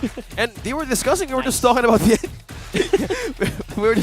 MSC, how Kelra and his team back then in Smart Omega won the MSC, and we saw an MSC comic strip. But right now, draft recap in game number 1. What went wrong? How this Roger? Well, it was really like a stonk. Like, how did they manage to even go out? Everything was completely starved out. All right, I'm gonna of be all the honest. Philippines. I'm gonna be honest. First of all, I don't like the first pick Roger. Bren did it first, never did it again because it is up against like maybe 2 or 3 good link Harris. Harris won. So RSG definitely got the upper hand against the Gold Lane matchup. The Joy didn't do that much, especially with the Promise 3rd pick. That slot is so deadly that you get a counter and you remove also the good picks against it. So what RSG did was pick up the Promise, pick up the Harith, and also ban the Trizda, which again locked Gem out. So I think they really forced ONIC into a corner there. But it's not just RSG forcing ONIC into a corner. It's also ONIC setting up a draft that is set to fail against a good drafting team. I just felt like, you know what? They can take this all day. They can fight, and Aqua will save them. Assassination attempts from King Kong were denied so many times. Same with Killera, right? Because of the Faramis. Ooh, okay. Look at the respect. We're at a draft. First ban, by the way. First ban, Louis. Louis, I'm loving it. Not even risking it. Yeah, they're not going to let Super Prince play this game, honestly. It has become of a problem, even in the first series of the day. Having that control of the map, being from one place to another. We've seen how Kelra managed to have the longest BMI last week. Yep. How did that go? Like, okay, we're not going to see that one again for this game. Depends. I think there is a good chance, however, that we might see RSG taking the Paramis first pick so that they can force out maybe either the Lilia or the Valentina from Super Prince. Yep. But it does set up for like good counters coming out from RSG. They're also poised to just get the Fredrin if that's the case. Ooh, wait, what? Gold lane Harif removed from the game. What? Okay. So respect against Kasei, maybe. I think, yeah, you're absolutely right. I mean, I don't think we'll see cross-map shenanigans in this game because of the Lo Yi. But you know what? Chip? I actually no, probably not. No chip? Probably not. No. Escalera seems like chip, the type. you sure? Seems like the type to do it. I mean, Light could do it. Light could do it, but you know what? The options that you're gonna forego, Cho, you're gonna forego. Oh yeah, you're right. Like the Light right? heroes. The Light heroes. So Faramis is actually correct. I love that Faramis first pick that denies a huge pick from Super Friends, which I think might be 100% win rate. I have to check that Faramis. I think so, yeah. They didn't play the Faramis second cycle.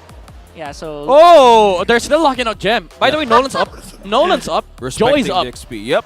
Nolan, Joy is up. Also, Angela's up. So RSG wins this, honestly. If they don't ban the Angela, RSG might just get it. But even then, if we ban the Angela, RSG's getting Nolan or Joy. It kind of feels like a dare for King Kong. You know what? We're going to leave a lot of these heroes up. Who are you willing to pick? Yeah, but there's so much, honestly. That's the question. Like, RSG has a lot of options here. Like, I mean, as much as a good dare it is from ONIC, I don't think you do that against Panda. Because Panda is going to be able to, like, draft a lot of these good options on their side. No, I mean, I feel like RSG might be daring King ONIC Kong to pick a Nolan, pick a Joy. Oh, you mean... Oh, yeah. Depends how this goes. Alright, Fredrin. See? Look, they're letting the Angela loose. So, they have free on the assassin picks as well. I mean, if you're RSG, I think you're forced to get the Angela here because ONIC is just going to get Angela +1. Maybe Angela Baksha even for ONIC. So I think RSG, they're kind of forced to get the Angela first pick. If not, maybe the Val first pick or the Paramis. At the very least, get a good matchup against the Angela. Not Novaria. Yeah, not Novaria for No, sure. not really the great Because answer. if you pick Novaria here for RSG, you're setting up a Fanny for ONIC. Exactly. So much openings. So much. Okay, Arlott on the priority. So, okay, they're forcing it. Okay. RSG was like, no! Hell no! Hell no! You just said, okay. What are you trying to do? Like force any hero on us? We're I like RSG. this, I like this. We're RSG. We're not gonna be we're not gonna be reacting to whatever you want to do against us. So now we're RSG. You can see Gems. I feel like he's feeling the pressure though here because I feel like his picks are severely limited. Oh yeah. He can't even take glue here, honestly. He can't. It's hard, X-Borg, yeah, Oh, there you go. Yeah, first pick X-Borg. X-Borg. They don't want to risk it. But here's the thing. Baksha and Angela is up for RSG. Even if they don't take it, there is still the Claude for Kasei. Even the Bruno, actually. They love the Bruno for RSG. I mean, recently, no. But the first few weeks, they've been loving that Bruno against carry matchup. They said, you know what? Everyone's picking it. I don't want it anymore. I thought I was special. No. Yeah, West picked it, right? West picked it because he was like, all right, I'm gonna go different hero. Honestly, they could just even take the jungler here, jungler and mid, jungle mage, and then possibly take Ixia second phase. I miss Demon Kite Assassin era. Fanny? Nah, Nolan. Maybe. Nolan? Fanny? I'd say Fanny. Nolan's open. Yep. I think they're gonna go Angela Baksha here. No? Oh, Paramis. All right. He went with Roger. Still Roger though. Still a flex. Yeah. Still, right? I mean, it's already a good matchup in the gold lane against a carry, and now you still have the same problem with RSG. I mean, with ONIC, that you have to break through the Netherrealm. But the difference this time around is that come late game, they have an X-Borg. And RSG has to worry about breaking this X-Borg. Now they take the Baksha on ONIC side. They could potentially set this up with an Angela, by the way, second phase. This lineup looks really good for ONIC so far. Oh, yeah. Yeah, 100% there. Maybe 55% ahead. 45 to 55. Yeah, I agree. The Baksha pick makes this more sensible for ONIC. Good What? ban. Funny that they're the ones to ban it, right? So maybe they're expecting, or like, despite the fair miss, they want to go ban it. But No, all right. To be fair, they could just leave it up, you know, because there's no way RSG is gonna take Angela. Well, there might actually never mind. There's a good chance they could do it. Like Light on Angela, but I think they're setting up for a Valentina for Super Fins, so that they get another run. But the thing is, with the Angela ban, I think RSG that warrants a Valentina ban from Coach Panda. I think it's time. I think it's time for them to ban it out. Yeah, I think so. yeah, but there's so much that can be Valentina taken. Yeah, out. What? So okay. Well, it's a good ban. It's a good ban, but so you have the Minotaur. You balance out more of the crowd One more controls that you can chance. get. Yeah. So the XP lane with this X-Borg as well as the target on the robes. Okay, so most likely they're really driving with the supports. I'd say- They're pushing something out of RSG. It here. works. It works. They can also ban Rafaela if they really want to ban out the supports. Either Raf or you go the tank route. You remove the Grok from Light, because it does set up a good team fight here for RSG with the Wild Charge final / combo. So I think you either go the Raf route or the Grok route. But I do think the Grok route is better because they can just snatch the Rafaela 4th pick. Raf makes Valentina works with their lineup. What the hell? Okay, it's mostly out of the Yeah. table with the discussions. So what? these are reactions that happen in my head that somehow come out of your mouth. Okay, For some Akai reason. ban? The thing is, I it's know. it's so out there. Like the Akai, I mean, it works, but it's just so out there. It really is so out there. I feel like, what? I think they're still trying to get the Valentina Raf for ONIC. RSG, they do have the choice of removing one though. It's either the Valentina, Val. come on. Yeah, it's either the Val, the Grok, or the Raf. I am the power of light. None of the Oh, above. okay. Well, they have it for Armis, so Kaja works. Okay, Lilia? Ruby. Oh, Ruby. Okay. Ruby's the What a beefy lineup here for Onyx so far. Yeah, they have the Boxer, they have the X-Borg. There's so much true damage. It depends on how they want to go with the Grok because again, there's a carry. Yeah, I think they're setting up for Lilia, last pick for ONIC. RSG, they need a jungler though. Fanny, maybe? For Demon Kite? No. What are the good choices? Are we gonna go back in the era where Demon Kite, like, hey, these are the stats and how Demon Kite actually started? We'll be going back to the assassin era of Demon Alright, Kite. I think this is a good Raf or Cho game for Light, and then maybe they set up a Lancelot. Oh, I.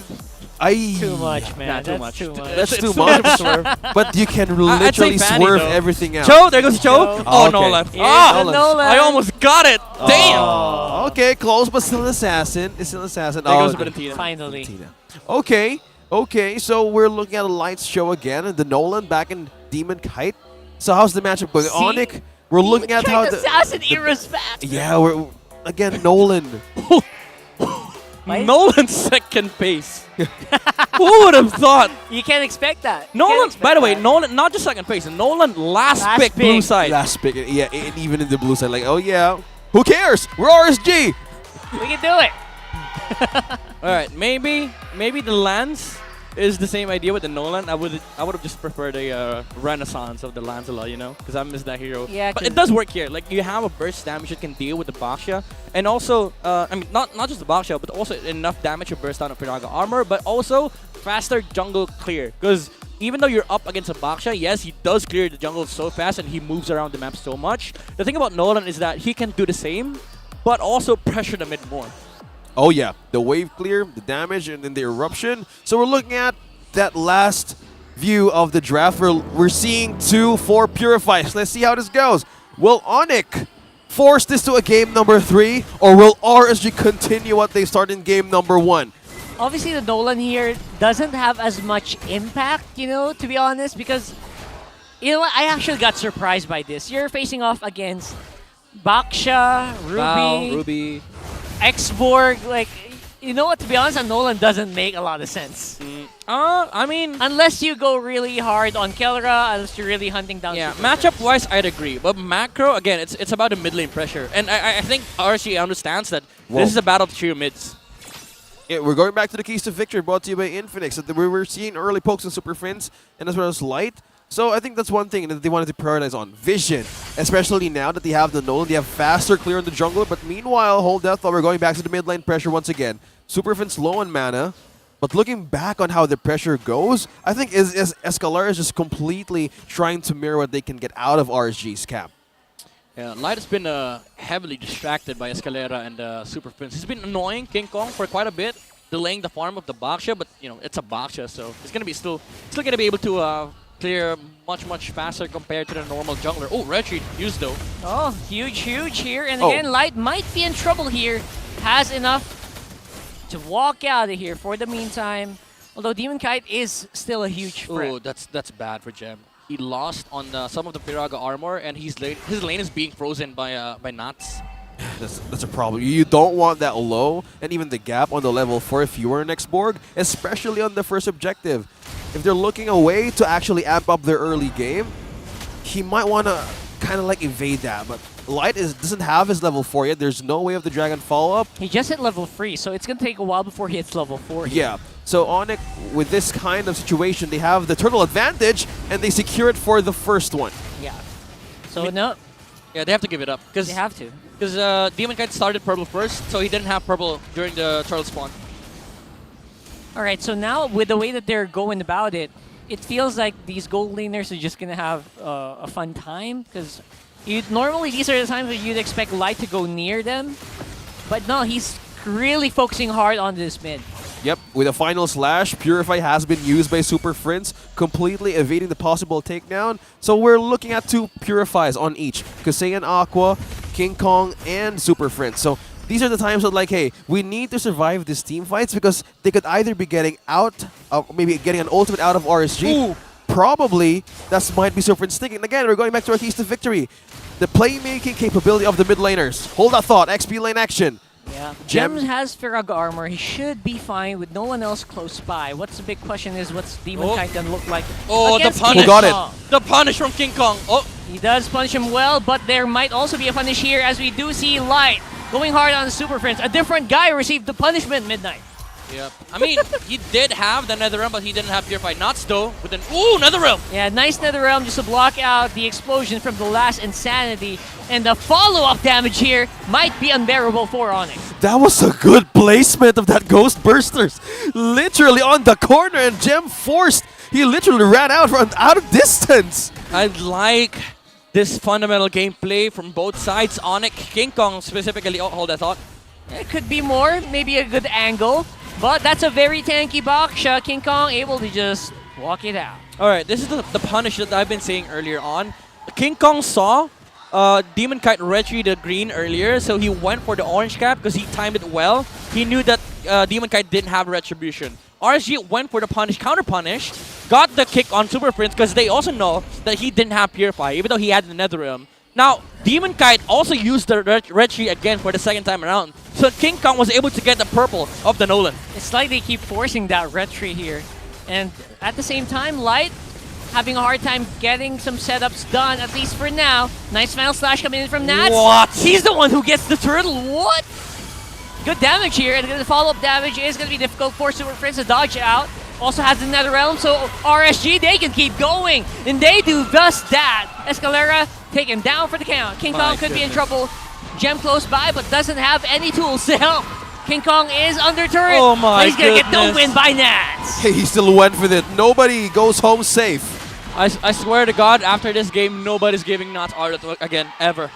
It's the last Arlott game for Nuts. They should not. They should never give Nuts the Arlott. He's been doing work game 1, and now he's setting up again another momentum-based gameplay for RSG. Keep in mind, Demon Kite was punished heavily in the early game with the retro usage, but now with the team fights happening for RSG, it does not matter. Because it's still the same story. RSG is still rolling over on ONIC. He gets the turtle, by the way. Yeah, he got a turtle. Yeah. Oh, Demon Kite's low. I'll get the turtle for you.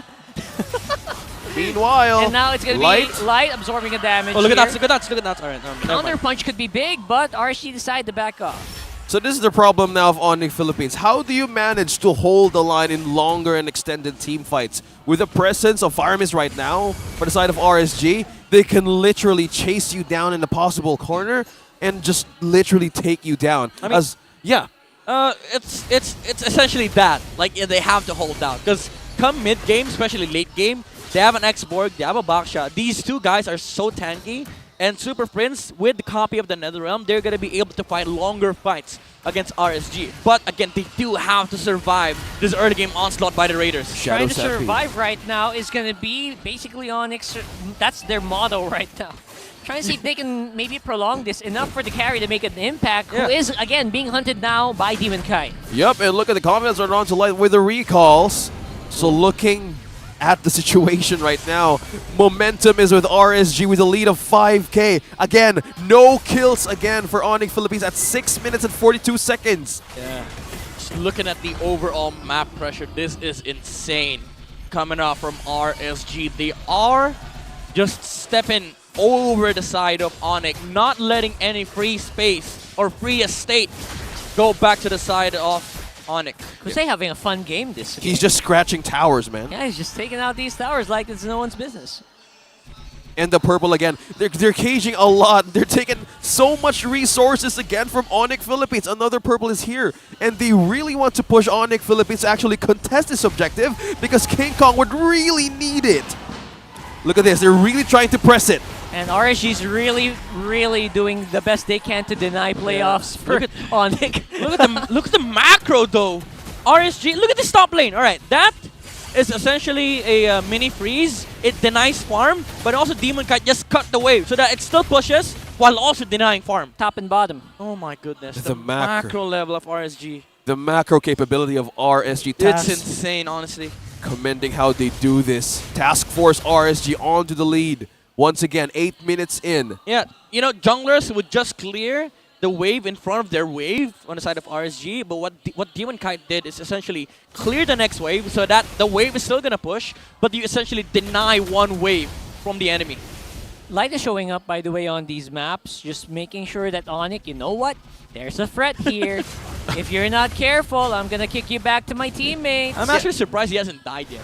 It almost looked like it was gonna be a bad Cho game. Always almost. Yeah, but then now you see, all right, 1-on-1. It looks like, all right, it's a dominant Cho game. But again, look at the Cho 6 minutes earlier. He's looking like he's gonna have a bad game. But now, Escalera. Oh, it's ONIC's time, maybe. Trying to go for an engage, and maybe they can take out. Oh no! Final Slash! But it's a 4-man Final Slash. What the heck was that? And this could turn around really quickly, but everyone else is so far away. Kusei! He's going for the cleanup. This could be really bad if the Roger gets target, but he doesn't. Oh my goodness, that was close. That could have been a Maniac. I mean, 2 flickers though. 2 flickers. 2 flickers. Purify. And what did ONIC get? A kill on Knots, who's about to respawn again, by the way. Yeah. All right, in RSG's books, worth it. Hashtag worth it. That could have been a Maniac. I swear, that could have been a wipeout.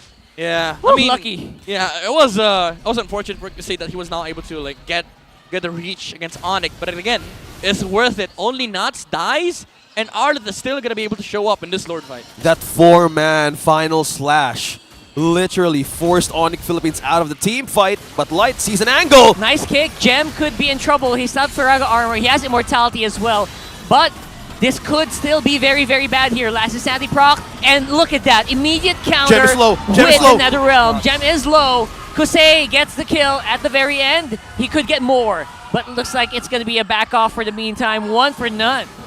Sorry, 2 for none in favor of RSG. 2, Gem and Escalera. Now the Lord is ready. Another objective freely open for RSG. The doors of opportunities just too open. Look at how King is just revolving around this. He can't do anything. He can't even go near. This is the problem with RSG Philippines. The threat. How they control everything from this game. All right. It's a scare tactic. That could have been bad. It's a scare tactic. He didn't have flicker, but now he still has the kick. No conceal though. Yep. That's like Light saying, eyes on me, guys, eyes on me. Yep. Oh my goodness. RSG. While the rest of the team are going to get a turret on top side, Walking Lord on the bottom. Okay. 8.2k gold lead.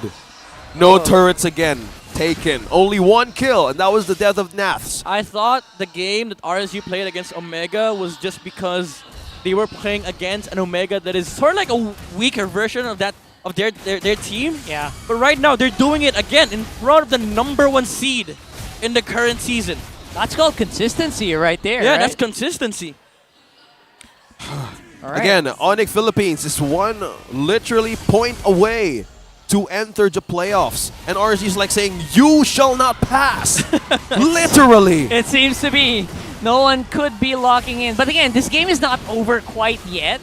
I mean, 9.2k is big, but it's not like, you know, they can't go into the base yet. What do you mean? It's pretty big. I mean, you know what? It's not super game ending because of the position where they are right now. They could still defend. They can still clear. They could still, you know, hang on, like cling for the late game. But it only comes down to if RSG makes a mistake. But so far, with the way RSG has been playing, I think the end game is near. Oh man. We kind of need this recall counter right here. Demon Kite, join, come on in. Oh no. Which one's better? He did not set up his recall. Someone did not get the memo. No, oh, no. Come on, That's man. alright. It's alright. It was the Anvil Seal of Crawlers. What do you guys like better, the Anvil or the Fire Crown? I'd say the Anvil. I think that was a Transformers recall, if I'm not mistaken. No, between the blue one and the I like the blue purple one. I like the orange one. I like the Anvil. I like the Fire, because that's the only one I got. Oh my goodness, look at that gem! He got caught by surprise there. Light, conceal! Armor! Super Friends! He had to pop it. He had to go for NetherRealm. But those are big ticket ultimates. Again, popped from ONIC, stopping them from walking out their base for sure. And what did RSG lose? What, the kick? That's going to be up in like 20 seconds. Knots already has a final slash, by the way. Light didn't even use Flicker. Didn't even use Flicker, just to conceal. Yeah. Just to conceal. And Echo was just literally standing in the corner, like, hey. Because again, he knows he just needs to hold on to that NetherRealm bottom. It feels like every play is like the last play, right? Every wipe, one wipe is the last wipe here. Yeah. The way they're playing. Okay, how do they bounce back from this? I don't want to sugarcoat the situation, but how? Like, this is completely confidence how the momentum, the snowball of ours. Oh, the block! It's King Speak Kong. of the devil. King Kong, you got blocked, you got pulled back. That's an automatic Lord. My goodness, we need a replay of that. Holy smokes. We need a replay of that, man. The IQ, the game IQ, holy smokes. Actually, you caught that. That was beautiful. You also caught that Aqua had him on Shadow Stampede. So there was no way for him to walk out of there. Oh, blocked. Damn this Arlet, man. I swear to God, RSG's never taking Arlet again. Yeah. They're never picking up this Arlet. It's going to be permaban against them. Enjoy your game, Nats. Like, Nat's getting his hands on this Arlet, one of his signature picks and the strongest picks. Even RSG, even this player. Nat's Entertainment on our second game. Now, it feels like all they need to do is balance out those minion waves on the bottom and maybe Lord on the mid. Who does that, right? Flicker into Vengeance just to block the jungler? He just... Because Lord was spawning, and in RSG's mind, alright, I see Baxia, we can kill him. Screw Lord, let's take the Baxia kill. Yeah, no red tree means no contest. Exactly. That's exactly what they go for, though. That breaks the inhibitor on the mid. Bottom lane taken care of by Demon Kite as well. Now it's going to be King Kong. Gem maybe has to use Last Insanity to clear, but that's if only RSG fights. Now RSG choosing to back off again. I think they're happy with the results. Yeah. 12.5k, and it's still rising.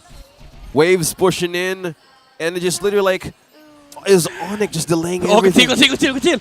There's a call from Light. There's a call from Light. Light is close. Aqua as well. You don't want to get pulled back. Light could be in trouble. He has the flicker though. Oh, not need it. Kite!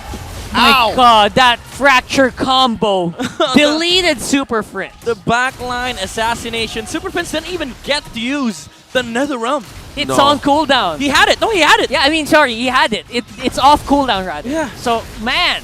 Oh, no. Knots, he has flicker. Frog armor's down. He missed it. That was a boo-boo. That was a boo-boo there. But looks like it's going to be a kick. That will result in Light going down. Still 4v4, though. Waves pushing in. Good firepower in. Demon Kite still has that combo. He's waiting for the ultimate to get back up. That could be it.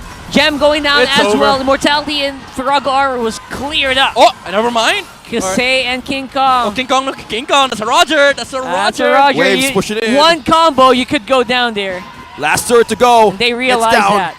Full HP, free v free, right here in the base. It's RSG who are spearheading this right now. 3-man defense for ONIC Philippines. Look at that, evaporated in a snap. 2-0 for the Raiders.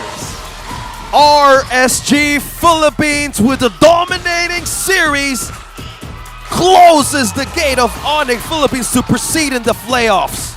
6 games consecutive over 10k gold lead. That's just how dominant RSG is at the moment. They look like they can do no wrong here. That game, even though that last final slash from Nats was like a miss, it's a big whoop. Doesn't matter. Everyone else could actually just take these fights even without the initial setup. Oh, wow. It's just the mastery of how they play, you know, the identity. It really sticks with RSG. I think this is why the reason they're sort of like a timing-based team, especially right now that we're in the second half of the regular season. First half is just warm-up. Get to know each other. Come the second half. All right, we're best friends. Yep. We're family. We're the Raiders. Let's get the job done. Micro and macro-wise, RSG had all in check. And they forced ONIC Philippines right in the corner in the early game. It was really a struggle for the lineup. And it was like, ONIC Philippines getting their first loss out of the first one this season. Streak is over. Yeah, The streak is over. They now have 2 losses, but again, no blacklist run for ONIC Philippines. No onsing laro. The 11 games. No 11 games. Wow. All right, that's saying something. Yeah, the streak has ended. The streak is Wow. over.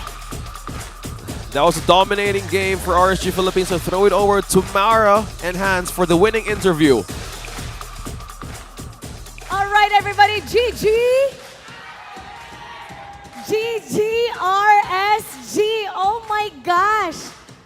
Coach, what a game! Grabe, game 1 pa lang, I know. sobrang na-surprise na kami. 16-1, di ba ang ating game 1? Yep. And na-sweep nyo ang ONIC today. They were at a win streak, but you were able to sweep them. Coach Panda, last time, you rated them, what is it, 7? Yeah, 7 ba? out of 10. 7 out of 10. Ano ang rating mo para sa RSG for this game? Highest so far, 8.5. 8.5! Grabe. Okay, we'll take it. Coach Panda, ang hirap mo naman i-impress. Bakit 8.5? Kasi tinalo nyo yung isang team na naka-win streak, na sweep nyo pa, na 16-1 nyo pa game 1. Bakit may missing na 1.5? I feel like one of the factors that we dominated today is number 1, we played very matapang. Tapos number 2, we knew how to use our hero powers very wisely. But 8.5 pa rin because may times where they can play more tapang or they can secure better objectives regarding sa flow, pero sayang. So I want it to be perfect. That's when I will give a 10. Pero sa playoffs, we will be a 10. Sa playoffs will be 10. But did you do anything specifically with the preparation for ONIC? No. All I said is that just play disciplined, tapangan natin pre, and then we got this. As long as that the draft is pantay, mas malakas tayo. Malakas nga. Malakas, matapang. Kudos to you guys. At yun ang ipinakita nila in this series. This time, I want to give the microphone, please, to Demon Kite. And flashback lang, lahat ng mga nangyayari this season about win streaks, right? Kasi AP Bren had a 6-match win streak na tinalo ng ONIC. Before the head of this match, they were on their way to an 8 straight match victory.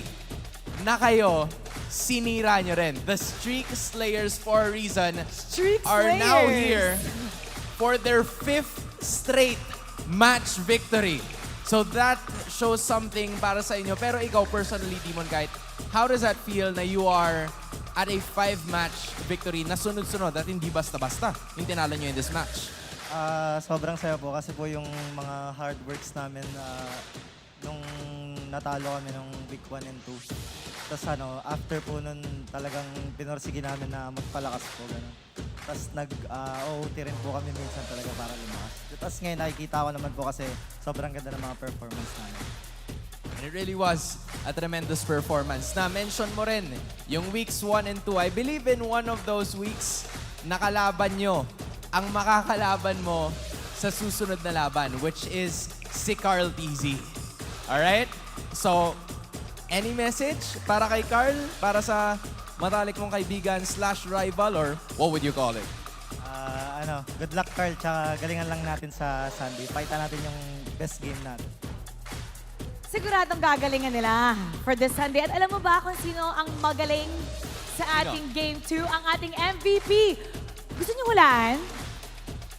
Gusto niyo hulaan? Sino? Sino? Once again, Aqua for the 4th. Aqua, ikaw ang ating MVP. Alam mo, minsan ka lang namin naka-highlight. Ikaw talaga yung masasabi namin na yung hidden gem para sa RSG. How does it feel? How does it feel na ikaw ang MVP ngayon for Game 2? Natin po yun, hindi. Kasi lahat naman po kami, gem. Lahat naman daw sila Lahat daw gem. sila gem. Lahat gem. Siya yung silent.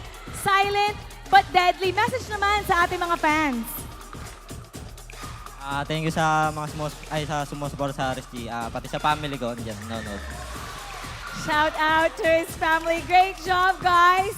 Once again, amazing sweep. You may now take your bow and take your walk of victory.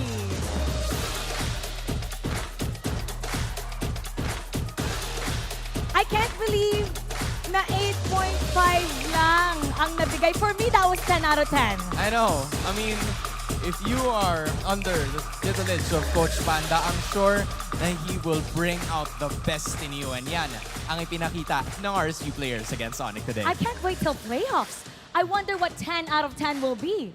At tingnan natin kung ano nga ba ang ratings ng ating mga casters sa performance nun. Casters, pasok. Thank you so much, Marian Hans, as RSG Philippines stops ONIC time this time around. From Raiders, Kingslayers to Streak Slayers. This is my rating, by the way. Yeah. This is my rating. They asked Coach Pan about their rating. Now, Midnight is going to give his rating for the analysis. I mean, it is a masterclass performance from RSG with Nats on the front line. And again, we mentioned it earlier, the mid lane matchup, it did matter in this game.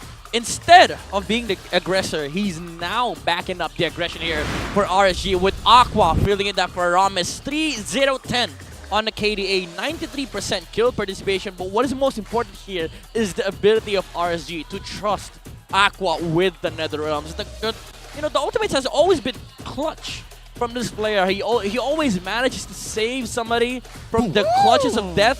In this specific team fight, they did get Nats, however, but the Netherrealm allowed for RSG to get the reinforcements in and repel ONIC from that Lord fight. And again, this play, this aggression from RSG, it's allowed because they have the Netherrealm. No hesitation, as Coach Panda said, tapang lang talaga, or just, the controlled aggression because they know that there is that reset coming out from Aqua's ultimate. The unsung hero, I would say, of the series because he's played now twice the Paramis for RSG, and it has worked wonderfully for RSG here, amplifying again the early game momentum that they can get. Now, looking at the emblems here, the new setup for the Roger, common emblem, by the way, more sustained in the laning stage. You don't really need to trade against the enemy gold laner.